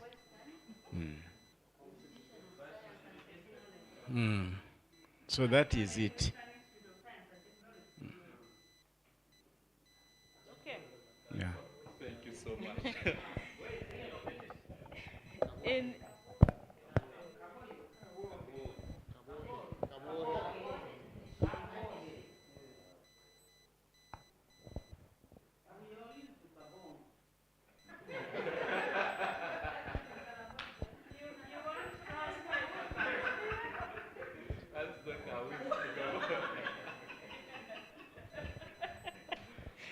That is a nice one. We can take it to Kabong, you know?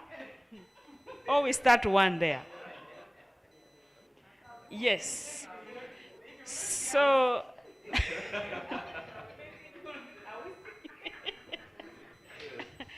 so at least in terms of stratifying by region, we seem to understand the dynamics. When you Google it, it's called Ankole Western University. Oh. In Kawohe. So it is no longer an NTC. Yes. this.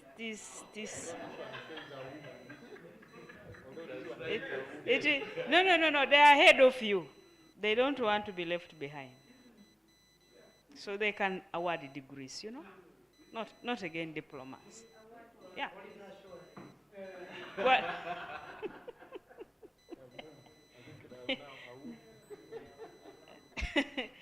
okay. So I pick the discussion that we are now thinking of the training, national, then we go down to regions, and we also know who the key people will be, and we are not missing the quality assurance teams in the 3 colleges. They will be at the steering wheel of this process. Yes, if I have understood. That is where we are now. Okay? Then, what else are we looking at? Oh, there's a submission online? Yes. Yes.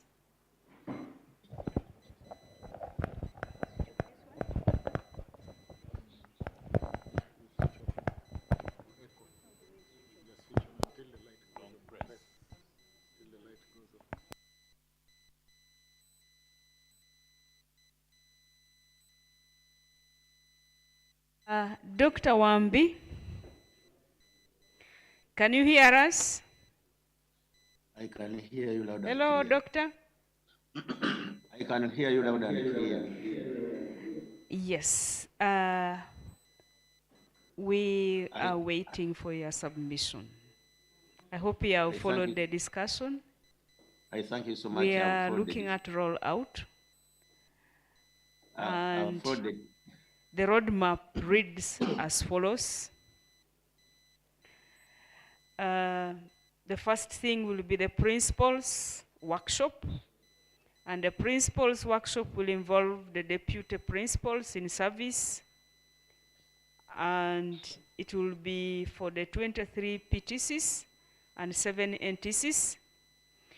But we'll also be preparing final copies of quality assurance framework, the toolkit. Before that, because it has to be shared, then we need the success stories from the 3 colleges that piloted. And we touched something on the mandate, but the mandate is the Ministry of Education will be the one inviting the participants, as it has done always. And in that roadmap, we also would be interested in visits to the pilot colleges, and then the cascading will be regional cascading. That is the 5 regions according to the zonation of the teacher training college institutions. So that's what we are thinking. And we invite you to share with us what your thoughts are. Thank you. Thank you so much. Thank you so much, Dr. Josephine. I've followed very well, but I've not heard where we are going to do harmonization of the training package. You know, training or induction manual, training manual at national level for purposes of uniformity. It is very risky to meet principals and deputy principals when we don't have a national training manual.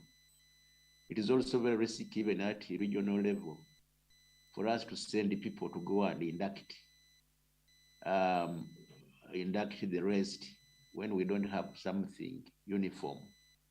We need a training package. I have not heard where we are going to harmonize our training package so that somebody who has gone to Power North is having the same training package like somebody who has gone to Central, to empower the facilitators.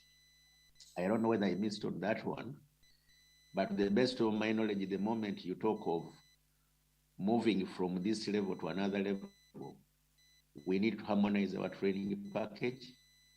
We need to have a training manual so that we are speaking the same language we have the same guidelines, and we don't reach there and do our own things different from what others are doing elsewhere.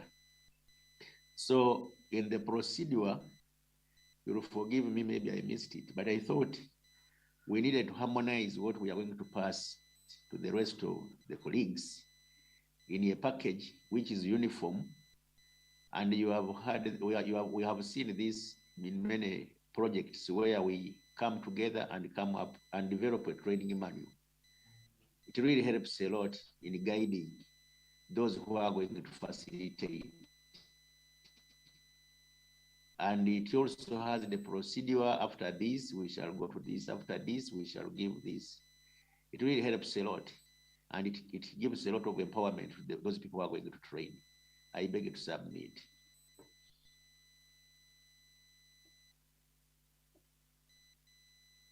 Thank you very much, Dr. Wambi, for bringing that insight. That, okay, we have the toolkit, but can this toolkit be put into a manual so that when people are training, they are able to follow the same? Because if we leave it the way it is subject to interpretations by the different regions. So that is another task, which probably the team in this room could take the responsibility. Pardon? Bring us together to prepare the training manual and also package these materials together. So I think we shall need maybe 1 week right shop where we come back together as a team before we roll out. I think that's what I get from him.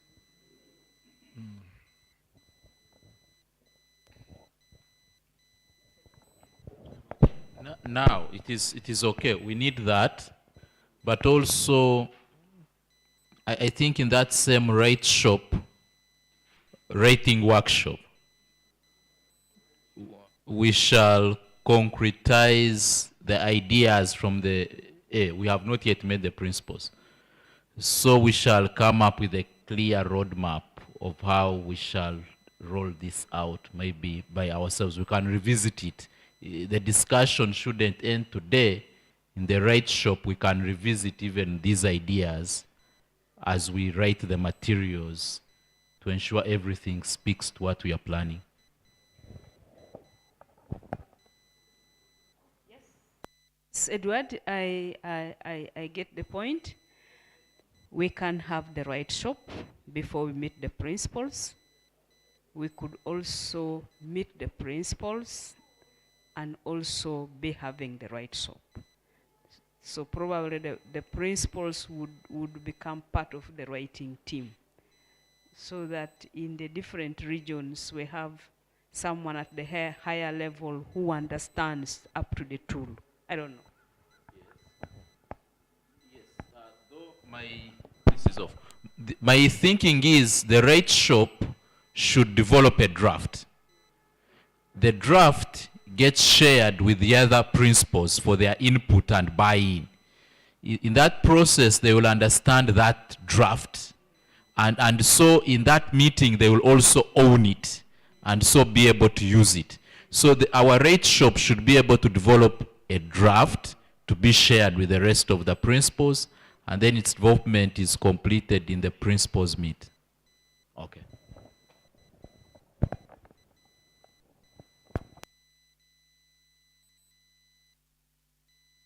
Sounds very good. Yes. Thank you, Dr. Wambi, for bringing that idea. We are used to writing course outlines and giving the professor to implement. We give you the liberty to do it, and we only pray and wish that you do it in the way we were thinking when we were writing. But these days, Carol is saying, no, Josephine, you have to go beyond that and write something else to accompany this.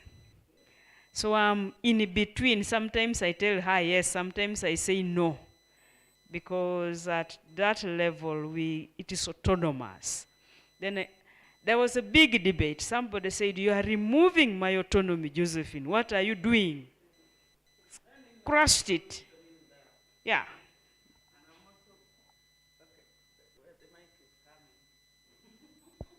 I want you to be safe.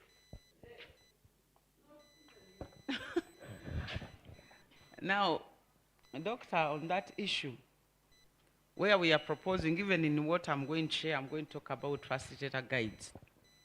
And where we are also making proposals on suggested methodology, activities, and the kind of practical orientation and success. It's because of where we are coming from.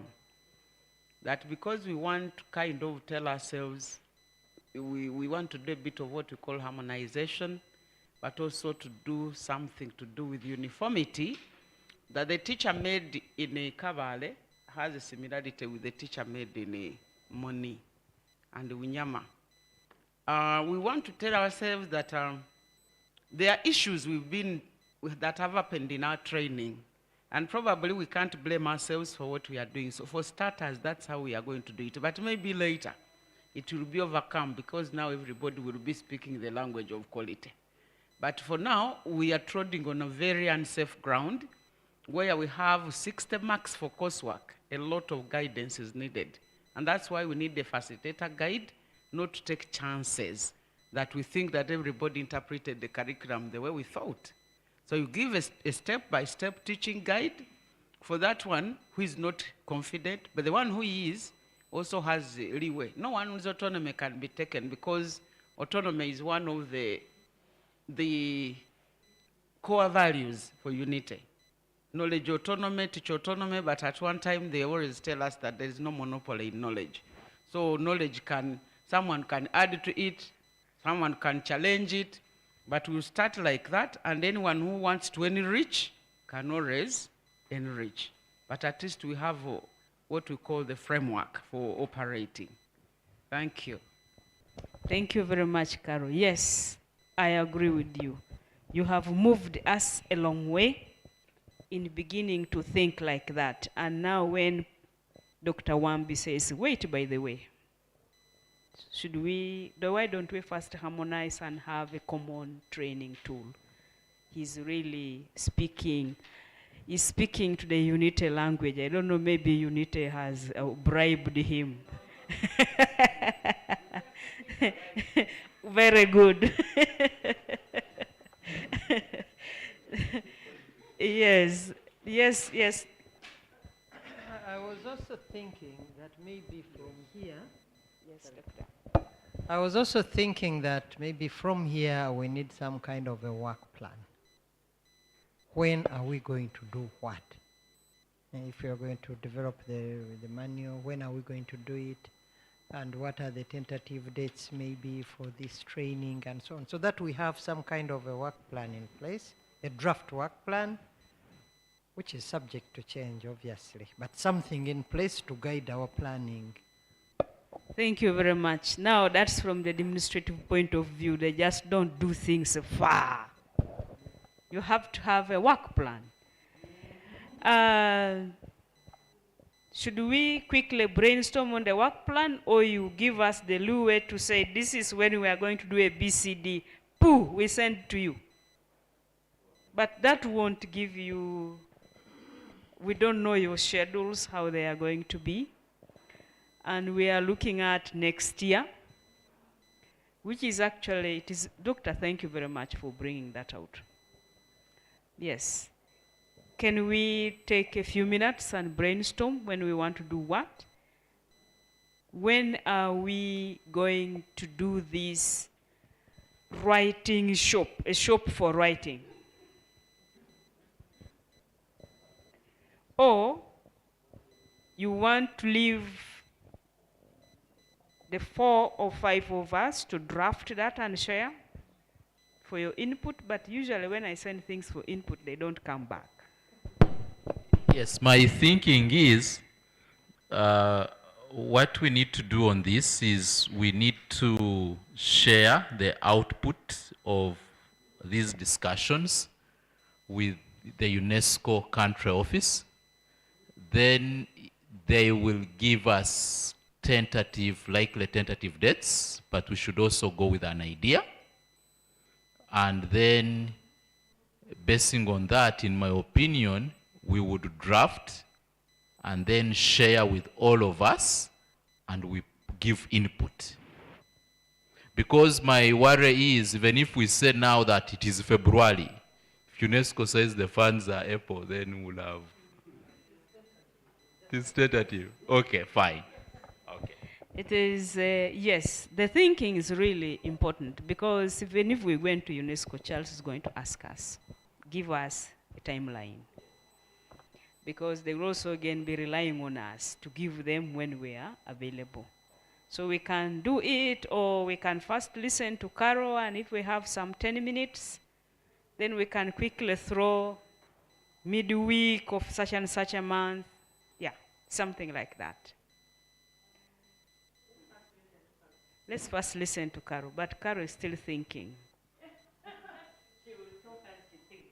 Sure. Do you want to project? Yes, I want to project. That would Please come and help. Yeah. Yes. Thank you so much. And as Carol is getting up to talk to us, we take another 2 minutes to just see if you can touch your neighbor with your left hand without looking at the neighbor. Yes. And try to touch your neighbor from the other hand, but don't look at the neighbor, but you touch your neighbor who is seated on your left with your right hand. Try and touch your neighbor seated on your left with your right hand. No, no. Without looking at the neighbor, try. Okay? Have you touched? Then change the left hand and try to touch without looking. Yes, touch the neighbor without looking at the neighbor. Okay, okay, okay. Then try to see whether where you're seated there is no small, Try to see. Check your left whether there is really nothing disturbing that is going to. Is there no honey bag? Look on the right. Is there no briefcase? Thank you. Thank you.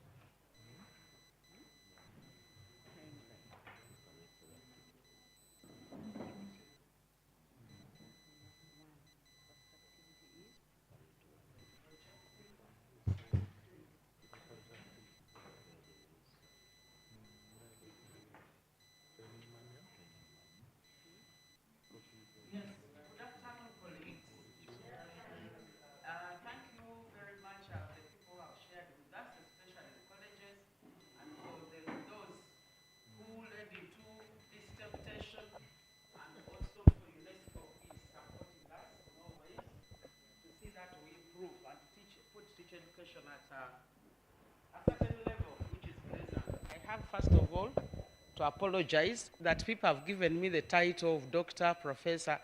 I have not yet defended my title. I wasn't able. I was supposed to graduate in the recent one, but due to this load, many a time I go back when I'm really exhausted, and this writing is not easy. So I wasn't able to defend, but I'm on the road. I hope the next one won't leave me. So I am humbled. So thank you so much. I know Dr. Wambi doesn't want to hear that. He's always saying, Caroline, no. So, and my students, I already time tell them, but they refused. So they call, and every time I have to apologize. And this is humiliating. That's the reason I have to finish it so that... Amen. In Jesus' name. Members, we are here on a serious business. UNITE has a lot of expectations from the country. And so I am here without even seeking permission from my professor, the head of the institution, to talk about the baby steps that UNITE might take to embrace what we've had here. I had wanted to do it really very, very analytically because there are issues that have been here, but somehow I wanted to listen, but I wasn't typing. So that's why you saw that I was now working at the last minute. Many people call me pedagogy. That is one of the names. In this slide, I had to give a professional name to myself. I am called the pedagogy. When you go to Chambogo University and you hear, when they see Caroline, they see pedagogy has come. That's the game I know most because I've come from very little teacher to where I am. So I don't know much science, I don't know many things. But when it comes to how to deliver that knowledge, I have the expertise in that. Whether I know the content or not, when the student talks about it, I'll guide on how we should deliver that knowledge. And when he does it, he feels very happy. So that is Caroline. And I am myself teach education. That is another thing. Because that's all I know. From the beginning to where I am, I've been a teacher, simple teacher, over 30 years now. So I know the business of teacher education, and I've trained the teachers, and I enjoy it. You see, I'm doing this UNITE work, but I still remain in the classroom. I said, don't give me any job, God, which takes me out of the classroom, because even after retirement, people will have a problem to refuse me to teach. I may have to go back and teach. That is me, and I like the job. Now, in the situation analysis for UNITE, the major issues were that there was low entry requirements to teaching, are some of the binding quality issues, because in quality they tell us to start at every level. So with the situation analysis, it tells us that we had a very low level, and how is UNITE going to address that? We are saying we cannot quickly start changing entry points when we are just starting, but we shall administer aptitude and attitude tests. Aptitude and attitude tests can tell the ability of the individual to do some good work, and also the attitude mostly, whether they really love what they are going to do. Because all of you in this room, you said that teaching, I mean the work we do, requires much interest and commitment, passion. So when you have the passion, you'll be able to deliver. You get interested, your heart loves the work, and you'll deliver. In simple ways, I always tell the children at home that never do anything when you don't have interest, because then you will burn the clothes, the food will burn, many things will go astray, because at that time you are not interested in doing it. So when he said that quality starts in the heart, I believed it. It's the mind and the heart, and then the hands will do what the mind has already instructed and what the heart is interested in. So there was inadequate quality assurance. That was also in the TISA report. So I'm going to show you baby steps on how UNITE is going to do that. Shortage of science teachers and low academic entry requirements. Oh, that was repeated. Now, UNITE mandate is there, because in everything we do, we operate within their mandate. There are people who are saying we should be like LODC, but the policy is clear. It says that UNITE shall develop and implement teacher education programs for all levels of education, starting with the pre-primary to tertiary. So now, if we are implementing a policy, UNITE is a result and the standard of a policy. Why are some people saying we should operate like LODC, we shouldn't be in the game? So there are issues there. I will not go through each of these since we don't have much time, but I want to highlight a few things in this mandate, is that we are going to do niche programs. And a niche program means that UNITA is not interested in teaching everything, but in teaching for demand, teach on demand. These days, the teachers that are demanded for are in 3 categories. There are teachers of science on top, being demanded for very much in the country. Then teachers of early childhood, where we don't have. Actually, it should be number 1, because pre-primary does not have teachers. But somehow people are gambling with the very, very important stage in development. And then the teachers of language. We don't have teachers of language. They are inadequate. It's a funny thing, especially the local language teachers. The NDP 3 talks about it very well. Every one of us needs to do that. Read that paper. NDP 3 says we don't have language teachers, especially for local languages. And yet the lower secondary school curriculum has started something on specialization in these languages. And the primary talks about the local language. Upper primary is not teaching local language. Why? They are not teachers. People don't know their own language, and they don't even want to know. But we cannot look. We who are the custodians, we have to do something. So, quality assurance must be rooted in who we are. We cannot become an external quality. The quality we are making must be us. Who are we? Where do we come from? What are we marketing on the international scene? Can we market Europe, or we have to market Africa? And if it's Africa, where are the African languages? The other day I went and ate in a Chinese restaurant, and they gave me food from their pot. They carried the pots right away from China and brought them here. They are not cooking in our saucepans, these ones. So where is Africa? Where are we Ugandans? Where are our cooking pots of Usumbi from West Africa? I mean Western Uganda. So these are all issues, and when your language dies, you die with it. We cannot claim for quality when we are not. UNESCO, who is funding us here, says education is for 4 reasons. Teach people to be. Let them be. So if you have to be, who are you? If you are becoming English so much, and yet you're African. Teach people to be. Let them be. Let the children be. That's why local language is important. And then teach people to live and work together. Teach people to become. Teach people to kind of exist in their talents. So UNITA will provide technical support. UNITA will provide professional technical advice, and will collaborate with a number of partners, but National Teacher Council mostly, to do the work. By the but way, with all other universities, because you can't work alone, this duty is not for one institute, it's for all. Now from that strategy, from that mandate, how do we ensure quality? The vision. This vision has been changing. The one you saw is not this one.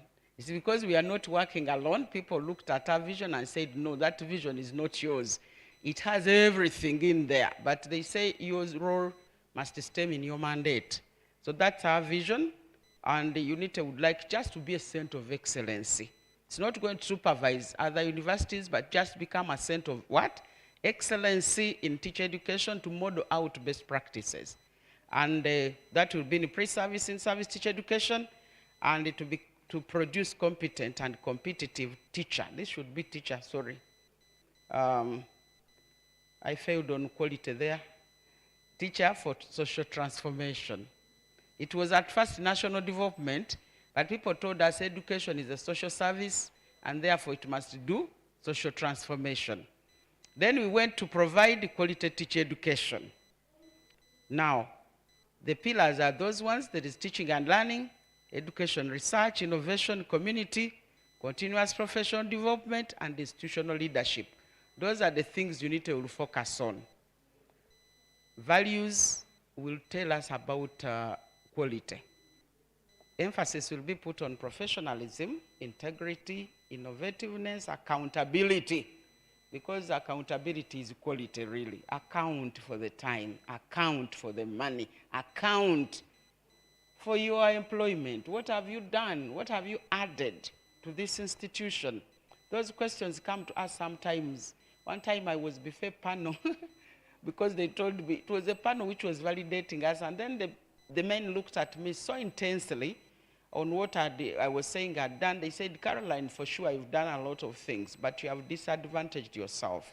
So this accountability for my own professional growth and also for institutional development. Because you can't account for either, both yourself and for the institution. Then lifelong learning also brings in quality in our very core values and autonomy, which many people misunderstand that we want teachers to know. No. We just want teachers to defend what they know so that people don't swing them this one, that way. But they say, no, according to the learning theories, this is what I'm supposed to do, and also fight those tendencies of people fighting, parents pushing you to do what you don't want, assessing pre-primary, sitting examination of 2 hours in kindergarten. Is that really true? So the autonomy is not there. That's why everybody orders us to do, and we also do. So with equality, our teachers will stand on principle to defend what they know and do it.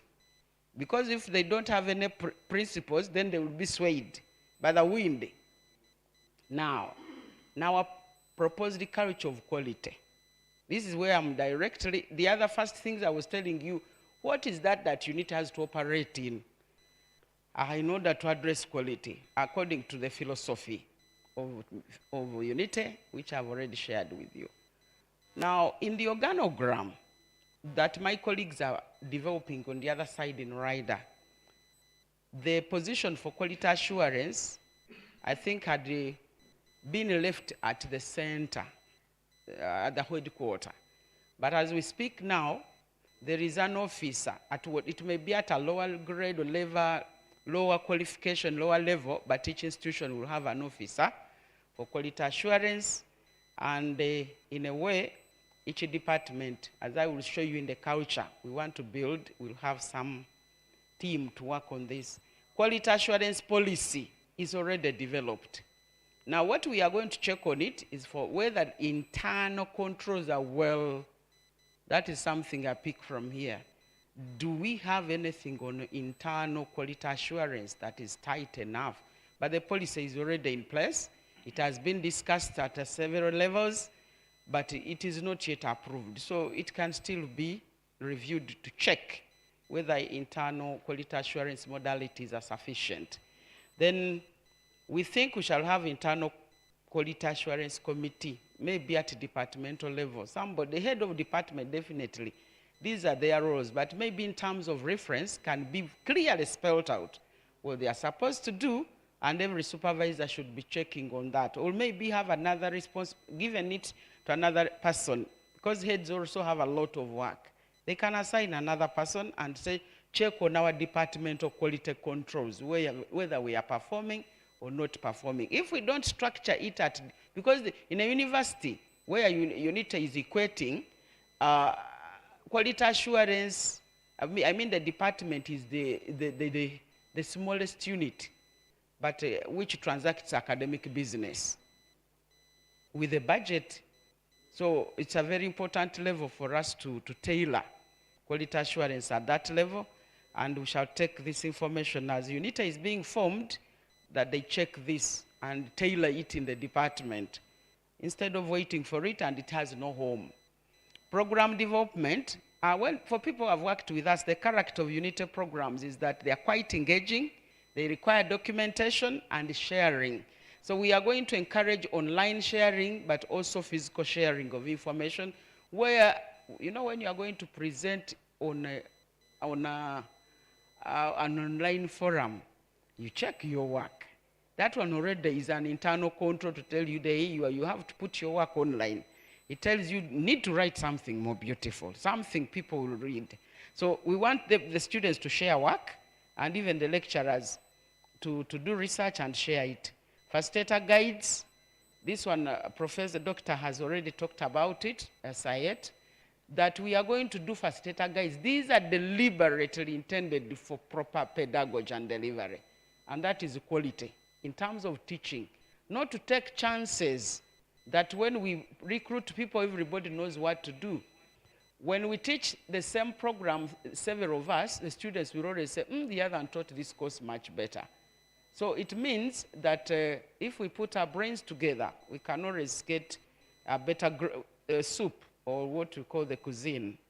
Continuous professional development on quality assurance with emphasis on internal quality assurance. We are going to do courses, deliberate, on quality assurance. And this one, UNITA has a leadership orientation, where the 3 career pathways, one of them talks about leadership. And now that leadership, I think they have to do a deliberate course on quality assurance as a continuous professional development, isn't it? I think that one will help us in a way of ensuring every leader who is leading out there can do a short course on quality assurance, so we can get ideas into what we are doing. That's why we are saying the documentation you have. These can be the case studies people can read as we are training the leaders on quality assurance. So that department, yesterday was there, and we are putting leadership as an independent department, a department of educational leadership and management, because we are just going to start with the departments, not faculties, not schools, just in the way of managing the budget, and that Uganda can smile at our structure and say, hey, it is fundable. But if you bring a tough one where professors are too many, they will say, these people should go back. Proposed curriculum again continued. In program implementations, our programs seem good. National Council is happy with them. But now, implementation. They are blended, teaching both online and also face-to-face. I put, again, facilitator guides, but we are going to record the attendance. Learning from what these people have said, it's important that we have an attendance book. It doesn't mean that if I'm assigned to teach a particular class, then I'm always going to be present. But I can record. There should be a book in the department where if you are going to enter class, you sign and say, yes, this lecture was taught, so that your head of department can count. Because even in the primary schools, the head teacher is always putting teachers who attended that month. And they say, Caroline, out of 21 days, they attended only 3. So you check yourself. You are killing the quality. And that one will give us guidance and counseling. Counsel the lecturer and counsel the students. It is somewhere in the institutional culture. Evaluate lecturer performance. That is something we are picking that, okay, Chambogo has been doing it, but as you said, sometimes the students fill these evaluation forms, but we never get to know what the students said about us. We don't know whether the data is analyzed or it's not analyzed. But I think this one, there has to be the quality assurance office now. It's supposed to be analyzing this data and maybe having a kind of routine meeting, maybe every quarter, maybe every month, that says performance by lecturers is at this level and these students are complaining about this, so that people change for the better. And this requires simple tools. Why I'm saying simple is that sometimes if you collect very sophisticated data, it may fail you again to move because it's so heavy. But you make it simple to start with, and it informs you of areas which are critical for you to change, and it's manageable to analyze and take with you. Then building learning community. This thing has been said many times, but bringing it into reality, because our institutions are majorly academic, it means we must learn together. We must do things together. We must be seen to evaluate and critique ourselves without someone feeling offended. But building trust, and so someone can come and see you teach, doesn't matter, your peer and another person, and learn from you, but also give you feedback. I think that this is something we need to build right from the onset, that we teach ourselves to accept feedback and peer supervision. These things have been already there, but we are not yet implementing them. We need to just take them on. Then we have what we call institutional culture. We want to grow a culture of quality. You know, I know that Arua now, with your buildings, many people feel proud to associate with Arua, isn't it? Yeah, when you enter and the environment is conducive, you feel proud, you feel happy. You should really even feel ashamed to throw rubbish in a very clean environment. So that culture means that I have to hold my rubbish, I have to leave the place better than I found it, I have to sustain and also hand over. You know, in the African culture, and I think it's a culture of the globe, is that people have existed as who they are because they hand over certain values. The moment parents don't hand over certain values, that's where their legacy dies. If you've been a very great man, but you've not handed over. So here in the institutional culture, we need to learn to hand over the good practices so that at one time we shall not even be talking about quality. Why? It has been handed over. To people who are coming in, they just come into the culture of quality. So they can't fall short of the standards. But building it is a tough road, which we must all accept to walk. So we are going to do this from inception, and the process will be checked so that the products will be measured with the ISO standards. My colleague and boss is always talking, ISO 9001. That one I've marked, I'm going to read about it. Reflective practice. This is part of our programs. It has been put there that even me, when I'm teaching in Chambogo, all students keep a journal. And it's one of the things I mark. So we are now going to pass over this. It's so interesting to mark them from the way they started to the end. So it's one of the coursework pieces, keeping a journal. So for whichever course I teach, I tell them journal is going to be one of the items I mark. So I guide them. Even if it's not me to teach reflective practice, I still teach it to them so that they use it now to learn and also to teach each other. We needed to capture that evidence using action research, reflective journal, so that we do constant improvement. Doctor put it very right, Dr. Byakutaga, that reflective practice, if you really learn its purpose, is to help you improve. It is to sharpen you. It's to tell you deep inside you critically, you didn't do this well. Please improve. So there is no better pedagogical tool than reflective practice and action research. Those tools we shall take on. Then track performance during teaching and coursework. We have to track. If you don't track data as a teacher, each person has to track their own data so that it tells them whether students are progressing, whether they are going ahead, whether they are developing competences or not. You know, UNITE programs are competence-based, and assessing competences is not very easy. So there is that tracking of that competence. In me, is it growing? Am I improving my research skills? And we keep portfolios to track this. So that one will be done. And then team teaching and joint assessment. This one, because of the 60-40, 60% coursework, 40 examination, we must do joint assessment. Otherwise, some people will load or underload students, and the 60 is so big. So we are going to put a culture of joint assessment and team teaching, which will of course result into quality in terms of work. And then moderation. We are going to moderate not only the examination, but also coursework. Hajat assesses students, and he gives the final mark. But the head of department says, Caroline, go and look at Hajat's work. So I will select a few scripts, the highest, the lowest, and whatever.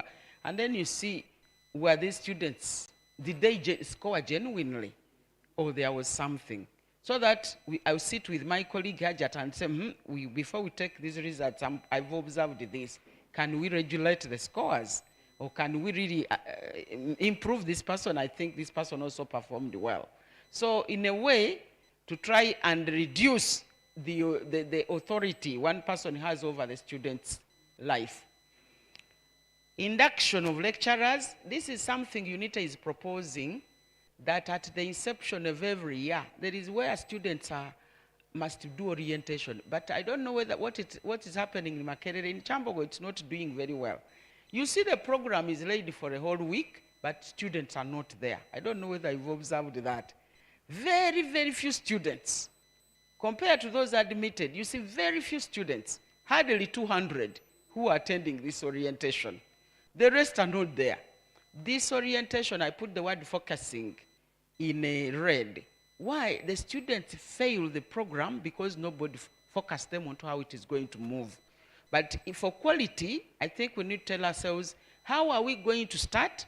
How shall we go? And how shall we end? What fails me? What gives me scores? Some students don't even know how they are weighted. They don't know anything. They don't know about coursework. They don't know. They just find things and then they Xerox and then they hand in. So if you want proper habits, you nurture them on the onset. So students know what is expected of them, lecturers know what's expected of them, and then you follow it up. Because now it's not an excuse. And how we are going to trap them, God knows, because it should be mandatory for everybody to get a certificate to start classes, do induction. At a departmental level, at least for a day, that is manageable. For all students who are going to join, at least one day you start with a simple thing, and then we can do. Then we shall also do what we call exit module. Before the students leave the institution, give them tactics about the jobs they are going to do, what head teachers like, what principals like, who are those people who are promoted, who are those who will never be promoted, what are they doing, so that they do a good job when they go out. So they may be good students here, but when they go out, they become rascals. So we would like to prepare them for the world of work, profession ethics, and soft skills and career progression. So this is what we thought, and this is partly what I'm putting here is what is in our programs, and 2-3 things which I picked from here, which I'm going to present to my supervisors about what we are required to do. And I think as we continue working with you, the road to improvement will come. We shall continuously pick and add it to what is expected. I've talked about leadership. We are proposing rotational leadership at departmental level. There is a tendency in the university for head of department to want to be there forever, even deans. So we are saying people's headship should be rotational, maybe 3 years. You change and another person brings ideas. I think there is quality assurance in that rotation, because you fall short of ideas. But when a new person comes in, he builds on what you have, continuity, culture of continuity of the good practices, then he adds something. Then we assess what milestone did Dr. Edward add to our department. Not just to accept to be headed, but when nobody's adding value. Pedagogical leadership. Why did I put here this word? Many leadership is focusing on administration and management, but not how to implement the curriculum. So UNITA is going to put a lot of emphasis on pedagogical leadership, how to lead teaching and learning so that we deliver the curriculum to the dot. Celebrate. I picked this one from here. Celebrate. I'm going to ask UNITA, how are we going to celebrate? Or whoever will be there. How are we going to celebrate? And we are proposing, let's recognize and reward achievements, even minimal improvements in a lecturer, in a student. We can celebrate by putting up. There are different simple ways which are non-monetary we can use. Then resources are those ones, and I thank you for your attention. I don't know. Teacher. Yes, extra. That is what I am. The super teacher. I don't know whether there are questions.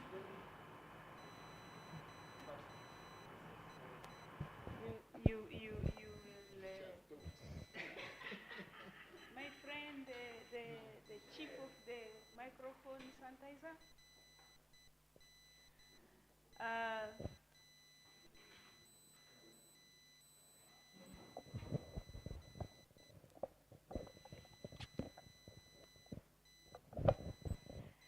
Dr. Carol, thank you very much.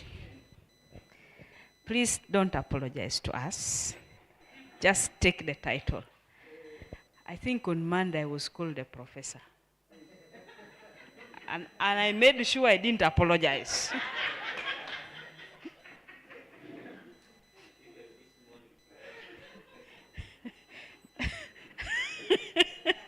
Professor is dying of laughter.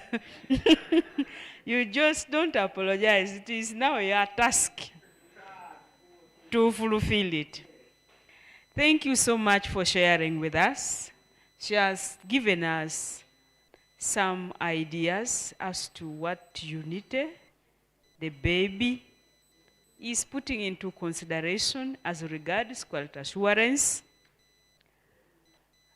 Does anyone want to ask a question, make a comment?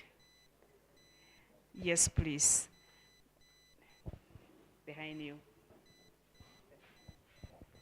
Thank you very much. I would like to thank Carol for that beautiful presentation. Each time things get better and better, and we get to understand unity much better.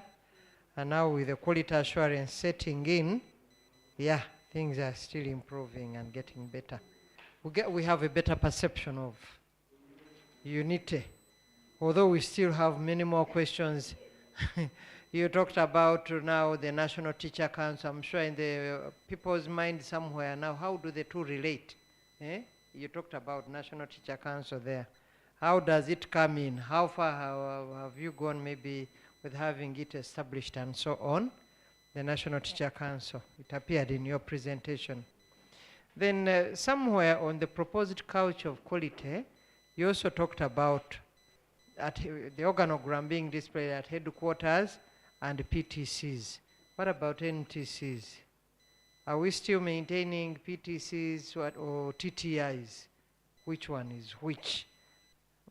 And then you also talked about teamwork and joint something. So what about supervision? Are you thinking about the peer supervision as well? Can it be included? Then I was also wondering, isn't it necessary for us also to have something like a probation curriculum for these people who are just getting out, you know, to orient them in the field? Yeah. Something to help them through their probation as they start the journey of their profession. At one time the ministry had drafted something, but I don't know where it ended up. There was a probation curriculum, but then the probation period was, I think, changed from, that time it was how many? Now is it 6 months? It was from, is it 2 years? Yeah, to 6 months, so that curriculum could not be implemented. I don't know what happened. But I think we need it to help the teachers, the newly qualified teachers out there, you know, to fit into the system. And then recently I attended a workshop on life skills. Where are we bringing in life skills here as part of quality assurance? Because they are also part and parcel of our profession, and they are very necessary. Thank you very much. Thank you so much, Doctor, for that. There's another hand here.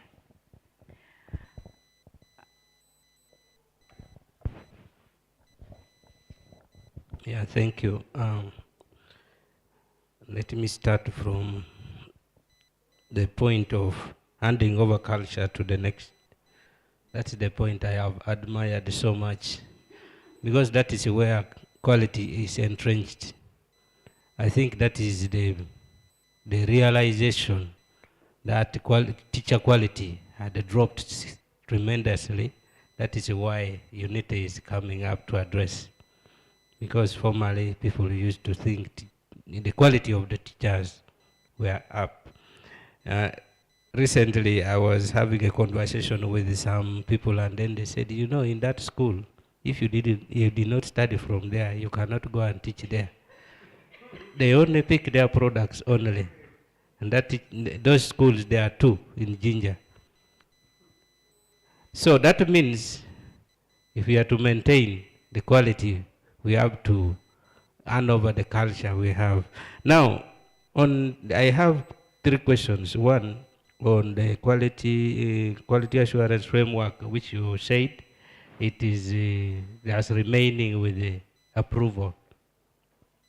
Now we are also coming up with the quality framework, quality assurance framework here, which will still also go to the institution, PTC, and Unity is also working with the PTC. How do we harmonize this, and which one shall we take? I think there is somewhere which we should come together and see those two documents and then harmonize some aspects. Then the three, I've not heard about the how you will handle the internship, where it is also a very critical area in modeling the teacher and becoming a better teacher. I've heard about monitoring, moderating, but I've not heard about the internship element. How does it come to maintain the quality and bring the teacher out? Then secondly, connected to Dr. Beatrice's idea about life skill. First, from the requirement of entry, you talked about aptitude and attitude tests. What is the mechanism put in place now to address those who will enter maybe with the average attitude pass? Is there any mechanism or some other system put to boost up their attitude so that they also catch up and they reach that level? Because I know there will be a minimum pass of attitude, but not that high. But it needs some kind of a boosting. Is it in the system, maybe training, maybe it's a model coupled with the inculcating the life skill? Thank you. Thank you very much. I'm sure that we shall not be taking those ones with the average.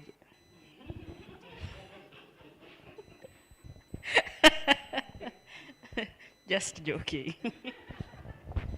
Yeah, I really want to say thank you for the presentation.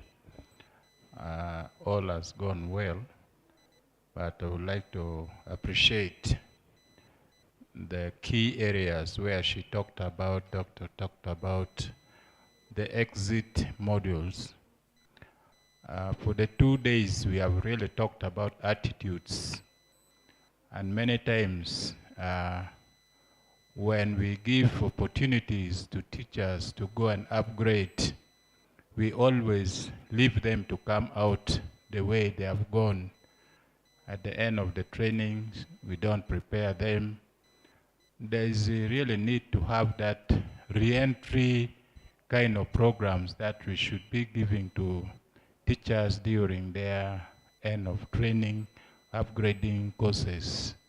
This will help to make them understand that whatever the standard they have acquired should not change their attitude that I am now at this level, I don't need to respect this person, and that is why we are fighting with attitudes. So I think when this one is brought out clearly, if I understood it exactly the way she explained, it will help in working on the attitudes of teachers at every levels, training levels, at the workplace level. It will help so much. So that exit modules is something very important. I'm just appreciating. Thank you. Thank you very much, Bernard. I think this is Bernard, not Ben. Yes, I know that we are about to end. Our guests are about to arrive. Thank you so much, Doctor, and thank you so much, Carol. I just wanted to know whether this was a tactical way of presentation, because I did not see objectives in your vision, mission. I just saw vision, mission, then core values. The objectives were missing. I don't know whether you haven't made them or they are there, I just skipped them. I don't know. Then another one is about the CPDs we are yet to do. I don't know, because it seems as if you are not yet sure which ones we are going to go with. And I don't know when this one will be made, because this one needed to be, these people needed to be identified early enough. They also sit down, put down their guidelines, and so on. So that by the time we begin and we start engaging into this, they already have what we are going to do. Thank you.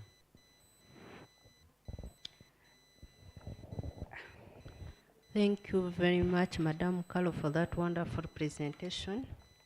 You've talked about rotational leadership.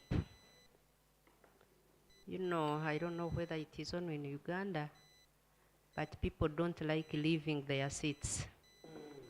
So when you say that you should serve for only 4 years and go, to my think it will create some problems. What strategies are you putting to see that people leave without leaving hatred and so on?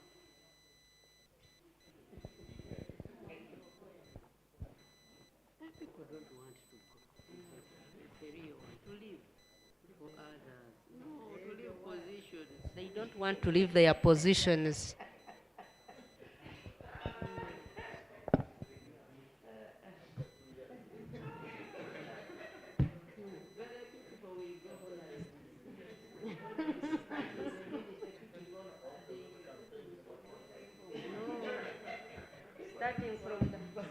Starting from the top, people don't want to leave their seats. People don't want to retire. Apart from a few. Eh?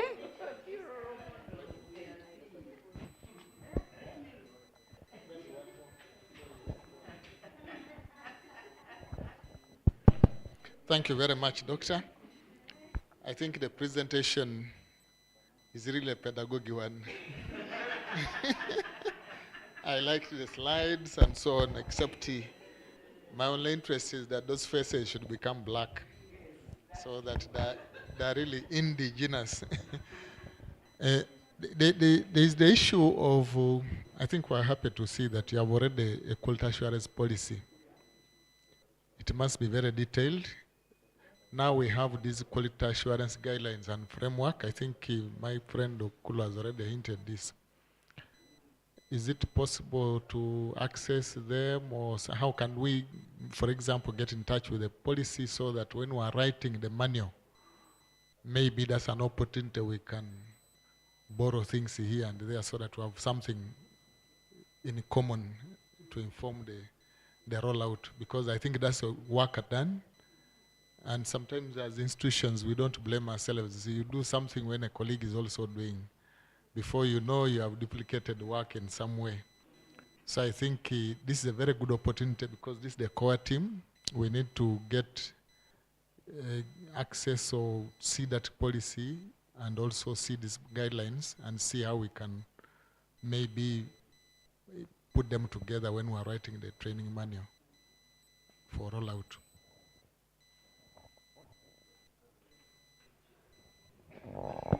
No, I'm not following. Yes, I think we're just raising things around the presentation, and everybody I think has appreciated the presentation and the work done by Unity. I think Alan raised the issue of rotational leadership and how we will ensure that emotions are not like now in Makerere. When we went there, I think those people were appointed and so on, but time came when they had to campaign for office. And you can see colleagues going against each other, just like politicians out there. And then you say, if we're educated and we go this far, can we blame the people on the streets? So it is really sad that at the highest institution of higher learning, you can have animosity. Because these offices, you are there for a term, and you will go back and share the same tea room with a colleague. How are you going to relate, mentor students together, and so on? So I think our concerns are key. We need to see, I think that's where the issue of culture or that induction really comes in to actually see that it is about leadership, service, and so on, and institution above self and so on, an opportunity to serve. So I think they need to actually do that. My concern or my point of interest was the policy. I observed that she said UNITE has already developed a quality assurance policy, which is a welcome addition to the work we're already doing. Sometimes we can do parallel activities. UNICEF, TIET, I think engaged us to do this, and they are milestones. There's something added. That's why we're here to talk. Now, UNITE has also done a good work. So I think there is now a point to meet together so that when we're developing the training roadmap and the materials, we should be able to put these things together so that they talk to each other, and more so that UNITE is going to take this up as the implementing institution. So we need to marry the two. Thank you very much. Maybe Carol would like to respond, or you're most welcome. Would like, maybe she would like to respond to some comments.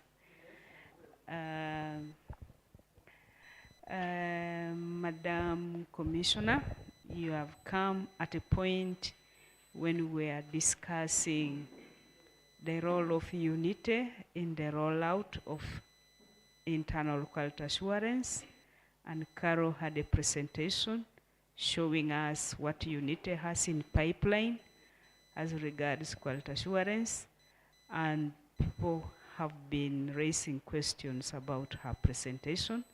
I'm sure when she's responding to the questions, you'll be able to pick a glimpse of what she was really talking about. But we are very happy to see you. Thank you so much. Thank you, Doctor and team leader, and Karibu, my sister and the commissioner. Welcome to the event. I would like to thank all of you for having paid attention to the presentation. And now I would like to respond. Dr. Byakutaga asked about National Teacher Council and its establishment and how they relate with UNITE. National Teacher Council has 2 people in place now as secretariat. So they have already recruited 2 people to head the secretariat, and the road to establishing the council is on. I think Commissioner can add, because she has more than me. She has more information on how far the department is. I may not know much, but the National Teacher Council is being built, and they are already having also principles that should be putting it in place, which are already put, which were passed by the cabinet, and those principles are now before the parliament for discussion. It's a process of establishing it. Unlike UNITE, UNITE has a law that can establish it. That is Uganda. What is it? What is it called? Universities and Other Tertiary Institutions Act. Yes, that law can establish UNITE, although we still think that UNITE will need her own act if it is to operate the way they want. So we can start through the existing act, but we can later work on out our own act. Like Uganda National Management Institute has its own act. So UNITE also wants their own act, and this teacher policy, this teacher act is the one that has to capture UNITE. But UNITE wants to start before the act. And so we may start under the current law and then continue with our own law if it so happens. Now, its establishment is on, the council establishment is on. It's a bit slow because it has to work with so many partners, including politicians, but I think the minister is on course, and the commissioner will give highlights. How do we relate? The way UNITE relates with the National Teacher Council is that UNITE is the technical arm of the council. The council may not be very technical, maybe in some areas, but UNITE will do the work that the council requires to do in terms of teacher education. So in a way, UNITE will be given instructions by National Teacher Council to do, maybe prepare internship or lead in this. And then UNITE will work with other universities to do the work. So it's like UNITE, in the National Teacher Council will operate the way you see UNEB. UNEB has people who are technical, but they are not doing the work on the ground. They just set the policy, they prepare, and all of us go and work with them. So the National Teacher Council also has that relationship with all the universities. And particularly, UNITE being a hand of the ministry, will do mostly of the documentation. Maybe they want you to develop this, like the internship someone asked about. They may develop the CPD, or they may develop the internship model, and then the National Teacher Council says, yes, we take it on, and or no. But all other universities will be working under the National Teacher Council with that relationship, collaborating, and putting in place the working documents. So the TTIs, there is somewhere, I think, where I wasn't clear, where I mentioned that campuses like national teacher colleges are going to be to implement some of the UNITE activities. The other TTIs, like the PTCs, will come on board later. Because when in the process of UNITE being established, we were told, we went to National Council, and the National Council said that every institution that you are going to work with must be accredited particularly. And there is a procedure. So you don't just pick them on and take them on. Like they visited the 5 NTCs, they will also visit the 23 PTCs later, and then that's when they will be affiliated to UNITE. For now, they are recognized as training sites. That's the relationship we have with the 23. But later, they will be formally affiliated. The National Council is serious. They said Chambogo was doing its own things, that these institutions were not affiliated before, but somehow that relationship existed. But it wasn't formal affiliation. They said now, those are past things, the new things are different. So we were told that we were not operating officially, but now we have to operate officially. The process will be on. There is support supervision. We can do the supervision as you proposed. We shall add it here, peer supervision and support supervision. And then we talked about joint assessment and monitoring, which will be part of this in building our learning community.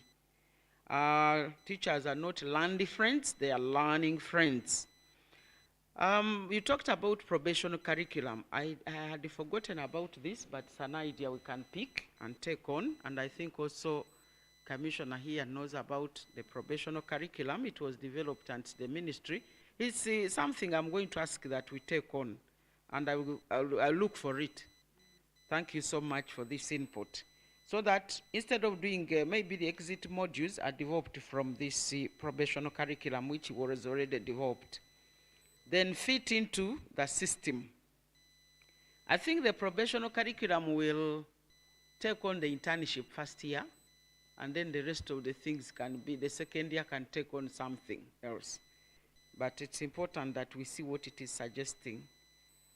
Everybody has appreciated that exit modules are necessary to fit into the system that the teachers are going to, and we also are grateful that this idea is welcome to all of you.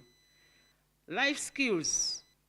We are not going to teach life skills separately, but we have asked members to integrate life skills within the programs that we have written. UNITE's programs have attempted, I can't say we are so good, but they attempted to integrate life skills into the programs.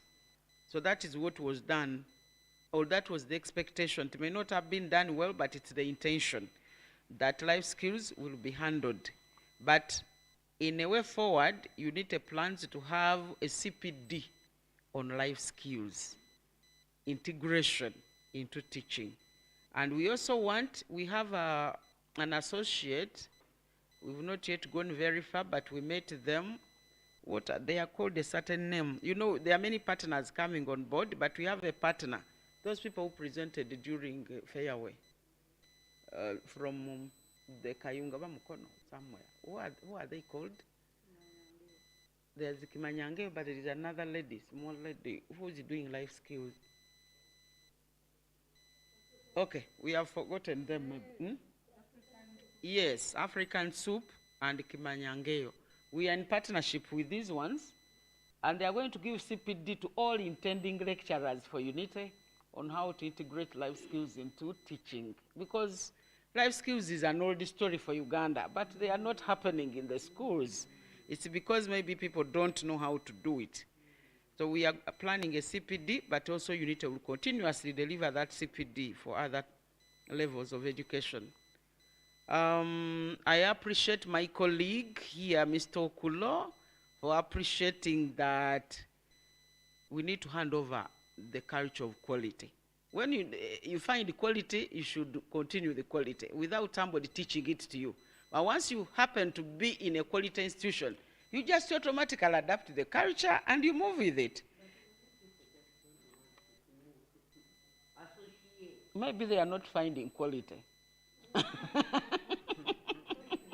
They are sustaining what they find. Okay, we now will have to do a deliberate move. There was something on the policy and the framework. Mr. Okulo, the policy and the framework, for us we have a quality assurance policy, not the framework yet. But as we are going to see, we can synchronize the documents and see how our quality assurance policy is matching the quality assurance framework. Maybe that's what I can say, because that is what I think the relationship that it should be. So now there are two assignments on our policy that we need to see that we share it with the team that is leading us on this agenda. And another thing is that we improve our quality, quality assurance in regard to internal quality assurance controls, and then this one of the framework. So it's an assignment for us to try and do it and improve. Internship, internship is, I didn't mention anything about it because this role is in the docket of the National Teacher Council. But we are aware that UNITA is going to do a bit of work here, especially in coming us up with the program, but alongside other participating universities. So this one we can't do until the National Teacher Council is in place. That's why everybody is saying the council has to be in place, because UNITA can't operate well without the council being there, because many things are lying in the council. But a bit of how the internship is going to be handled is that universities will graduate their students after third year, and then they recommend them to go to the National Teacher Council, and there will be a program already developed that these teachers will have to go through collectively to level them up so that all of them are professional. The target is professionalism. How professional are our teachers? That's the main theme, and the universities will handle it together with UNITA in terms of delivering on behalf of the National Teacher Council. So the monitoring will be done by all participants in training. It will not only be one institute. When the students are in the schools, every university will be assigned. Maybe they will apply, or National Teacher Council will appoint and say, you go to this college and they look at what these teachers are doing and see whether they are following these guidelines that we need quality the quality framework of a teacher in Uganda, which is also coming up. So mechanisms will be for boosting attitudes and aptitudes. I know that we may not start on a high note, we shall start simple, but there is a lot we have to do to ensure that whichever kind of teacher or input we've got, we make them better outputs.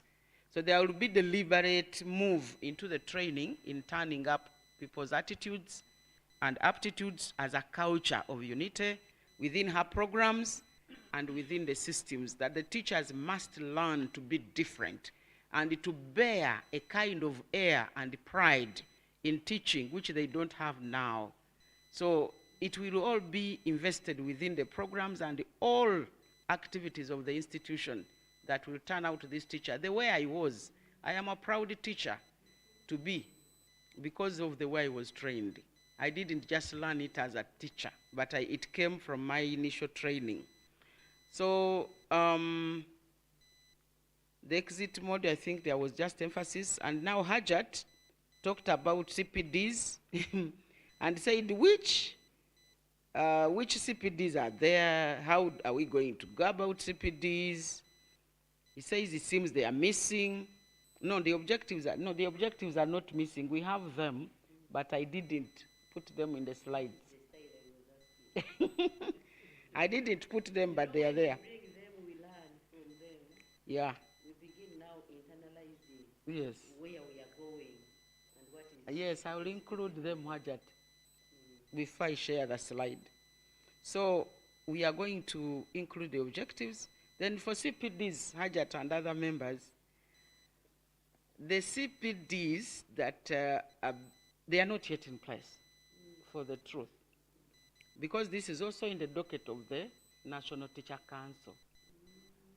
But UNITE, in a way, has been, the task force been guiding, and so far we have partners like STAR, who is developing a CPD on teacher intrinsic motivation.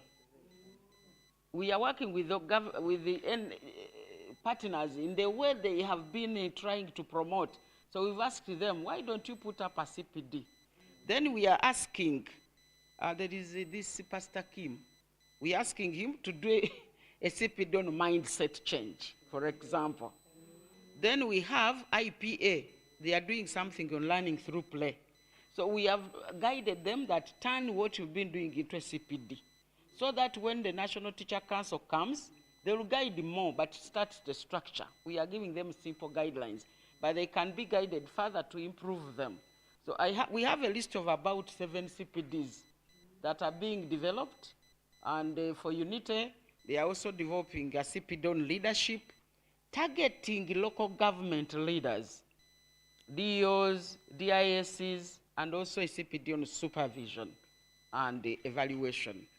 Because while there are going to be initial programs, there are those people already in the field and they still have 20 years, 10 years, 15 to serve.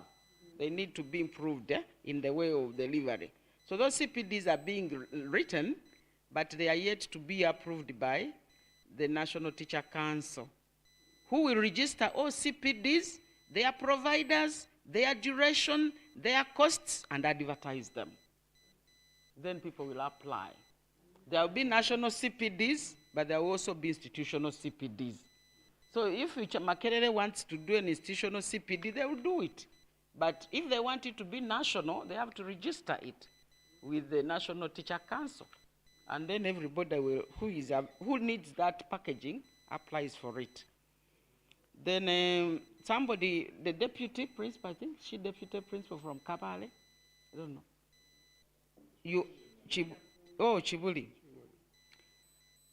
She talked about rotational leadership and how we are going to manage it. It is a mystery. I don't also have an answer when people hang on to leadership, but as one doctor said, induction, I think, would help. So people change the attitude that you don't need to sit into as a head of department. You are depriving others' growth, because I think leadership as head of department is training ground. Everybody is a potential vice chancellor. Why do you want to be the only one? So I think we shall be talking about this and change ourselves so that people can give the chair to other people. And the policy, there will be internal, I think this quality assurance policy should capture this thing. Yes, of rotational leadership. Yes, you don't sit in the chair forever. Sometimes you run out of ideas. Yes.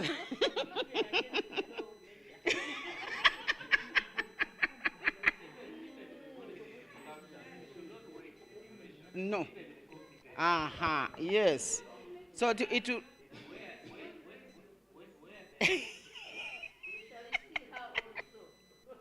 No. For me, there is if they don't find you useful, you go.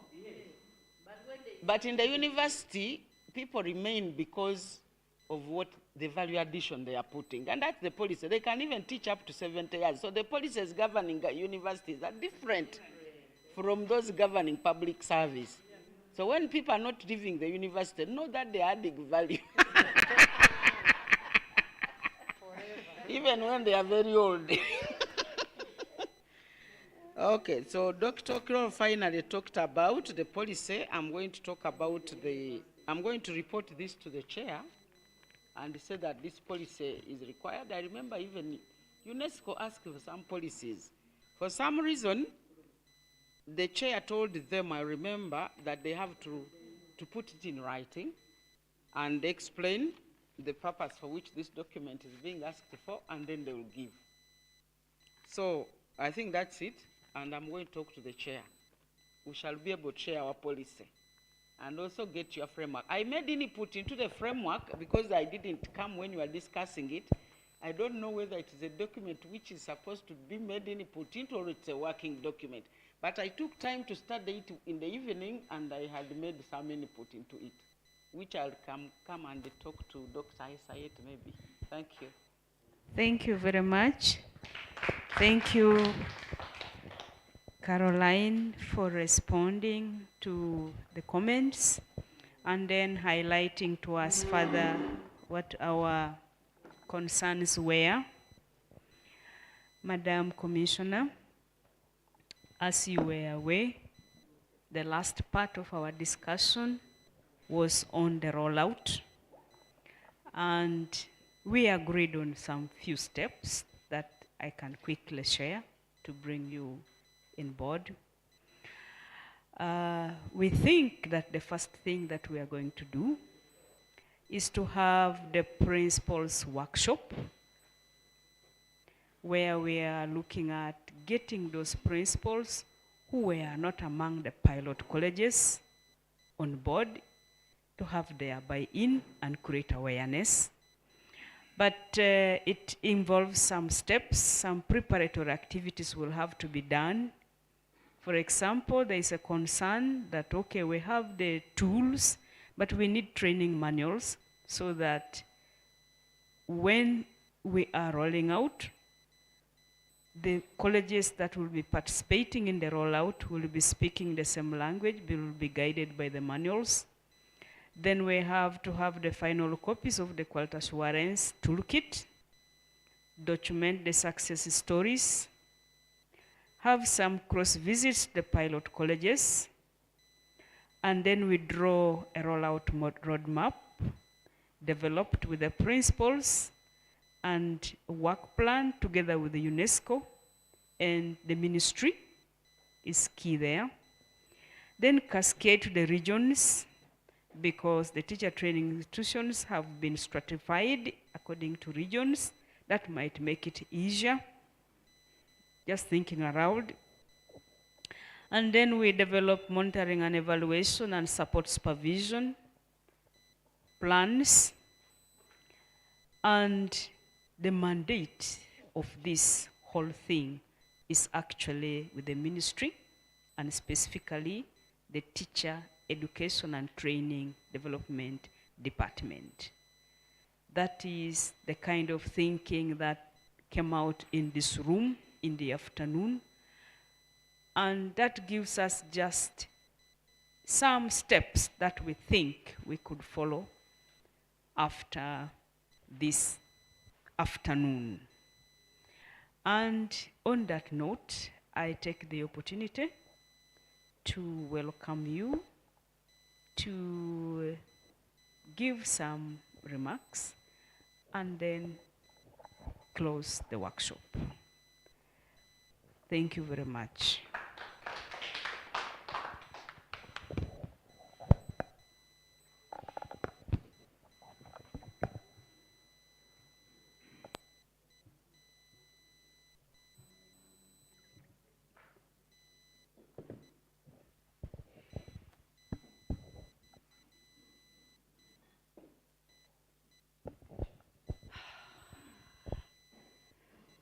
Colleagues, protocol observed. I want to begin by apologizing for looking like we are disorganized. but we're not disorganized. When Dr. Josephine talked to me, the PS was talking. As soon as she finished, we ran here. We have left when they're inviting one minister, the first minister. We are trying to look at what we have done, be together, make a smile amidst all odds, and also thank God for having brought the family of Ministry of Education to today. So that's why we didn't come early in the morning. From 8, we have been at embassy, the parking yard. Even now, that's where the colleagues are still trying to share what has gone on through the year. So we are very sorry for what we have missed. But as we were there, our heart was here. Commissioner was seated near the minister, he just sent a message and said, please, you go. But ladies and gentlemen, I feel privileged by having a friend like UNESCO who is able to hold your hand at the time when you need somebody to hold you. And on top of that, to also have our friends, Josephine and Tim, who are also ready. At this time, many people are planning for families, but they are here seated with us for the good of this nation. We thank you very much. We cannot take it for granted. We really appreciate. You see, everybody in this room is an important person who doesn't have time that you say you will have it to give it to you. But knowing that you have been here for the 3 days, it gives me pleasure, and it still shows me that when they say people don't mind about their country, there are still people who love their country. And I know that the change does not need to go with everybody, and it is very difficult to talk to people and go with all of them, like I said yesterday. But we want to think that the few who will be able to walk, we should be able to stand and start the change. I was very happy when I watched what took place yesterday, improvement that has taken place, and as we shared, I remember the principal, Chiburi, said, there are many things we can do, even without a lot of money, as long as we change our mind and work together as a team. And you all agree. The presentations have indicated this. We want to thank you very much for that. Quality assurance is something many organizations don't mind about. And when we read out, we read the results, then we say now, Chiburi, can you come and explain why you didn't perform very well? But there are other things that we should have done before we reach on the release. And many times we get excited when results are being released. After they have 1 or 2 weeks, we all forget, including the institution, we all forget about the quality assurance. And this is why we even have graduates that go out there and they can't do anything. You meet someone, tells you, I've been at Nakawa, finished a degree as a in business management. And tell you, but you see, for the 5 years, I don't have a job. You know, that clicks, there's a problem. Business management, and you don't have a job. I would take this person as somebody who should advise us on how to manage business, not so. But if we have graduated and you are telling us you have no job for 5 years, there's something that misses, which we should look at. As the course starts, we walk trying to find, are we still on the same road? But we get excited at the beginning and get excited at the end. In the middle here, this is where the things get spoiled. So ladies and gentlemen, as we go back, let's be like sports people. Sports people, they say, when you lose, you don't lose your head. You just sit and say, now, what is it that we are going to do so that next time we win? When you win, they also say, don't get so much excited. You also sit and say, we have won today. How do we make sure that we maintain? You saw France, how it was really trying by all means so that they maintain, and that's what we want to do. If you see the good things that you have done, one thing you need to begin with, Arua, you made the college look beautiful. Can we still come there after 3 years and it is still marvelous? That's what you need to start now. You don't wait and say, after 2 years we shall look at that. No, it has to start now. Madam Ida, we are grateful that you have discovered that trick, that strategy of saving something.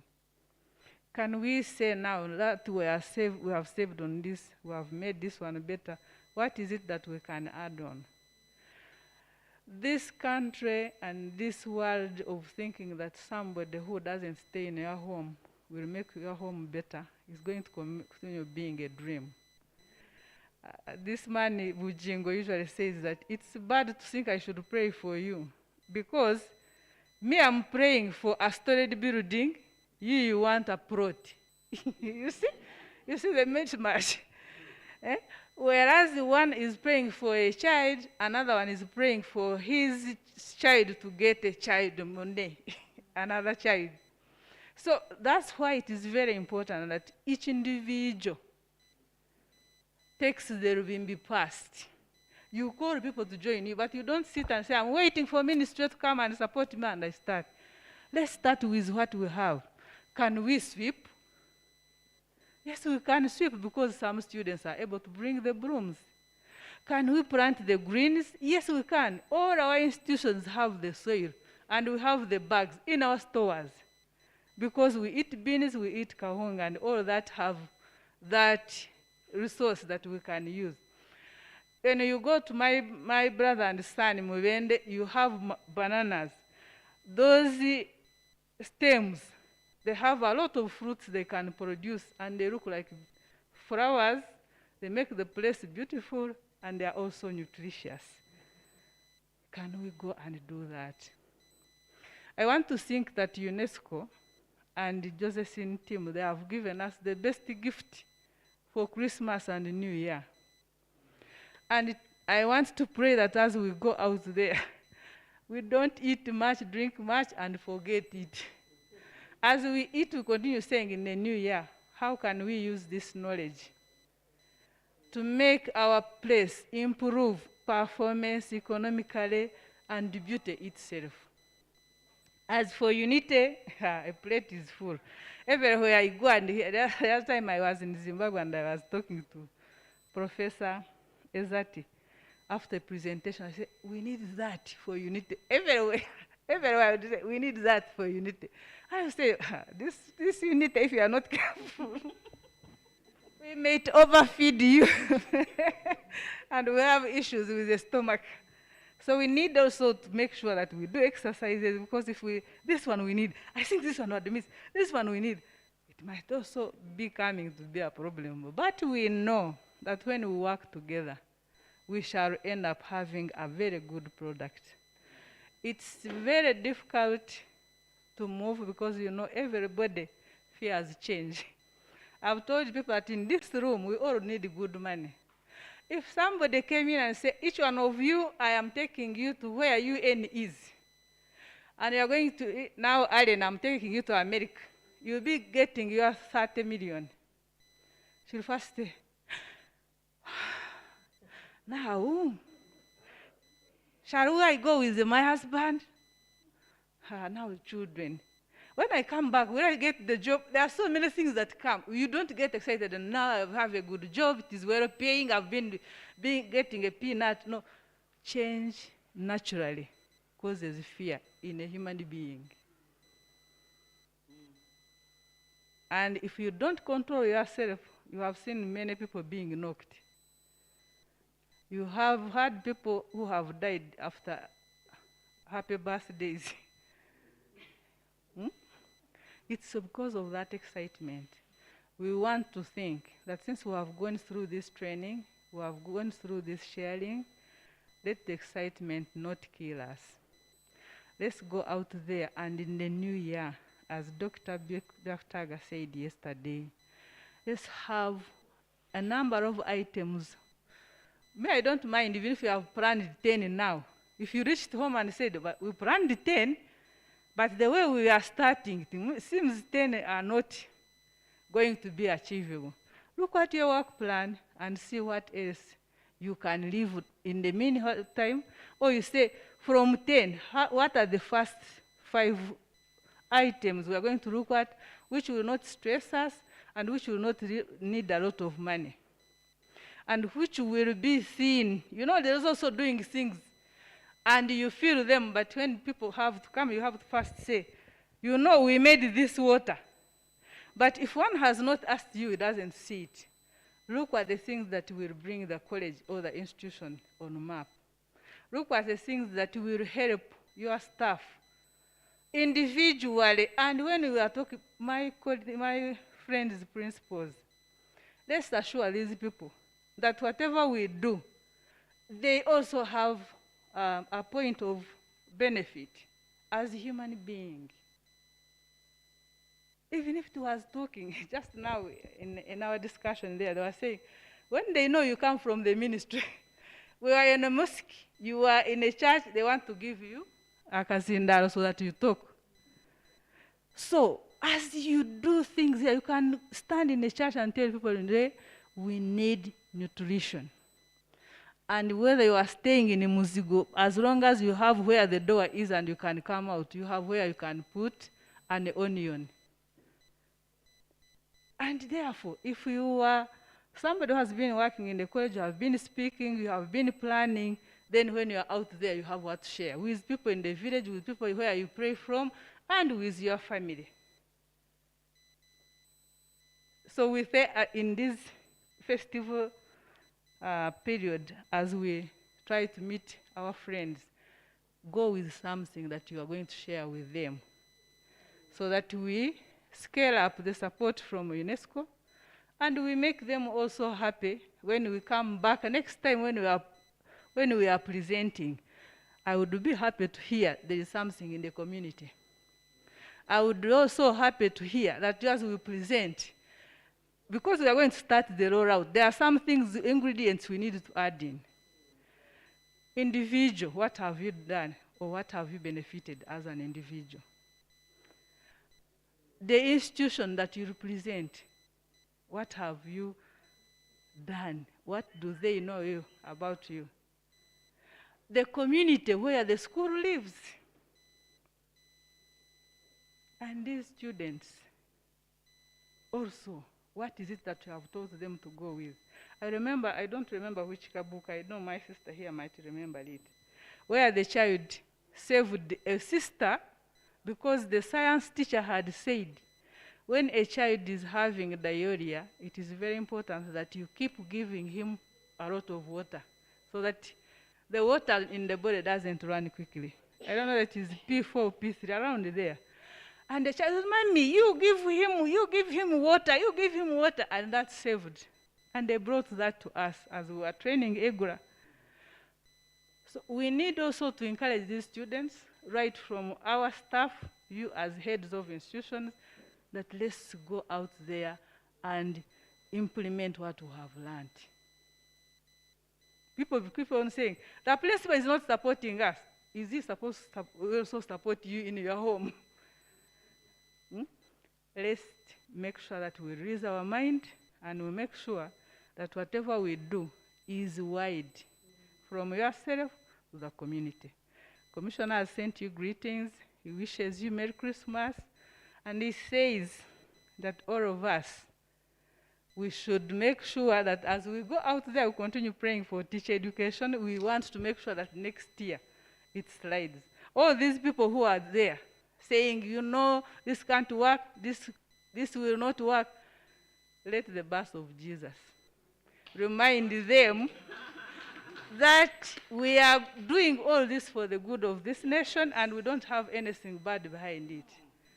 And let the birth of Jesus remind them that this is not the first change. I was reading Kajubi's report now, something about Kajubi, the teacher. He is proud that he moved from grade 2 to grade 3. we also want to be happy. And even those people who are parliamentarians, they should be happy that have put a brick on improving the education system of this country, but not say, yes, you know, I put the HG and the vehicle didn't pass. So it's our prayer, and we are saying each one continues to pray. We fear change, but we know when God says yes, nobody will say no. And as teachers, we are putting this to God.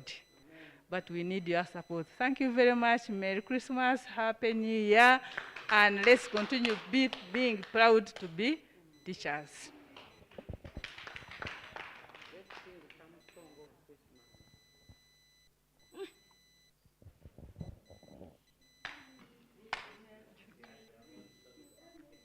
The commissioner says to wish you a good Christmas. Let's sing that. Hajat, you'll join in. We wish you a Merry Christmas. Please rise to your feet and we sing. They don't want. You want them to play the music? No, we are just going to sing the chorus and we go. We wish you a Merry Christmas. We wish you a Merry Christmas. We wish you a Merry Christmas. And a Happy New Year. Wish you a Merry Christmas. A Merry Christmas. A Merry Christmas. And a Happy New Year. Safe travel, all of you, to your home, and let's keep in touch.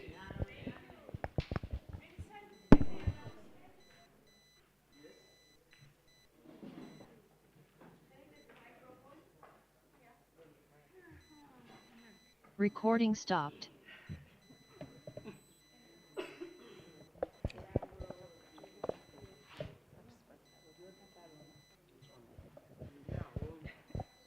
Yes. Good afternoon. Good afternoon. The sugar levels are very low, eh? Okay, let me just make it quick so that we can go and grab something to eat. Yes, I want to first take this opportunity to thank you all for coming. I'm making these small remarks on my behalf, not on behalf of UNESCO, because I believe that there are people who are better placed to do that instead of me. So I would like to take this opportunity to first of all thank you all for being here, for your commitment, for your sacrifice, to be here for the rest of the 3 days, and for the accomplishment that we have been able to achieve this far. I want to believe that we have a mantle before us, a lot of work to go back and achieve. And I believe that by the grace of God, we shall achieve success. I know we started this meeting with a word of prayer. We have closed it with a beautiful message of wishing each and everyone, a Merry Christmas. And, this is a season of festivity, a season of love. So we spread the love. We also go and do much work so that we can make our communities, our institutions, a better place to be in as we strive to make changes in our different capacities. So I've been able to reach out to my colleague Dorcas, who is handling the logistics from the other side, and I've been informed that there's progress, there's positive progress, but I've also been informed that whatever facilitation has been prepared will hit your account, your mobile money account. Yesterday we took time off to go through each and every names and details that you provided so that it can facilitate the process and make it a smooth one. So at this point in time, I can only inform you that by tomorrow, this thing will have reached your account, and then possibly I'll also call to cross-check and also to find out if there are other challenges with other persons who have not received, but I've been informed that it will reach your account by tomorrow. I think that is the little I can pass. Thank you so much.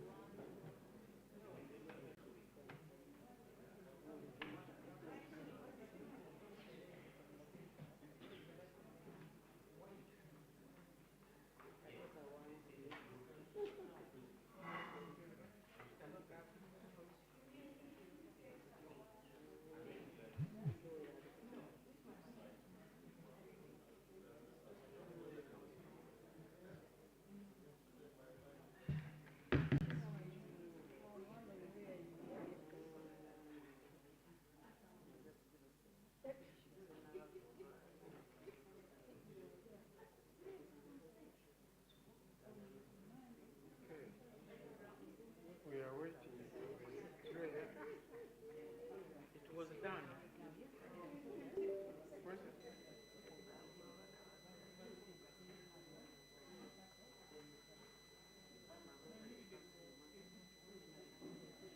What are your programs?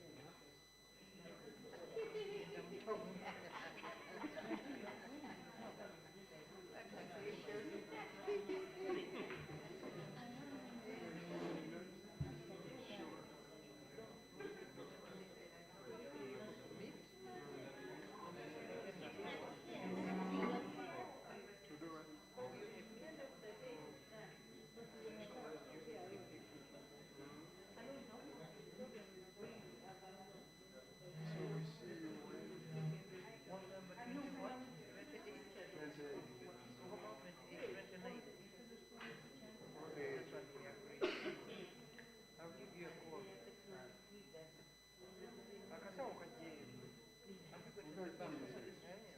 Then I was locked up. Don't you remember? I have my way. They will not give us coupon gwafuna.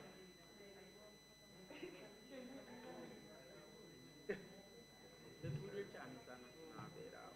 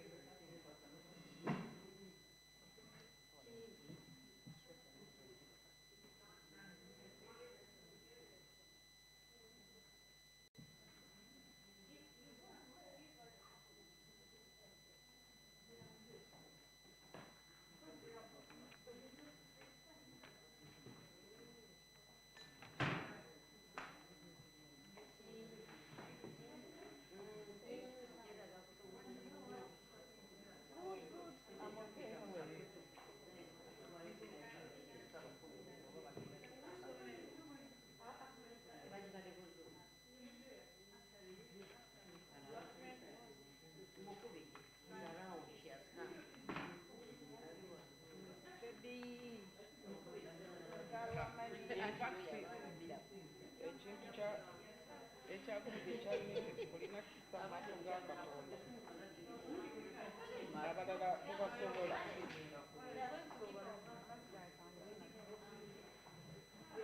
Oddayo wa? Odda ku yoofiisi? Gundi gy'ali? Kamisona gy'ali?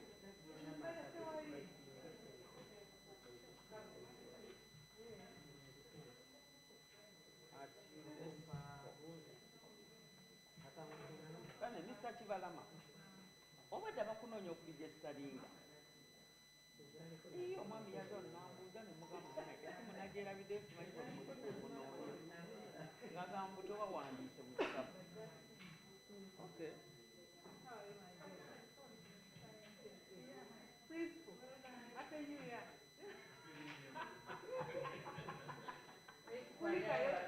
Kulikayo mukomera.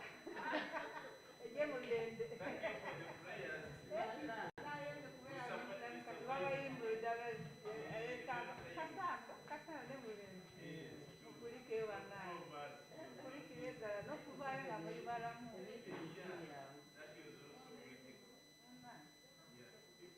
byani ebitali byamu.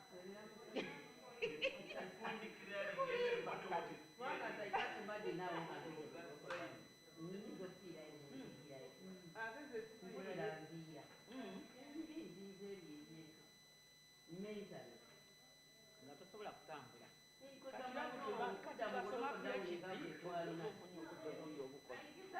Odda ku ebyo.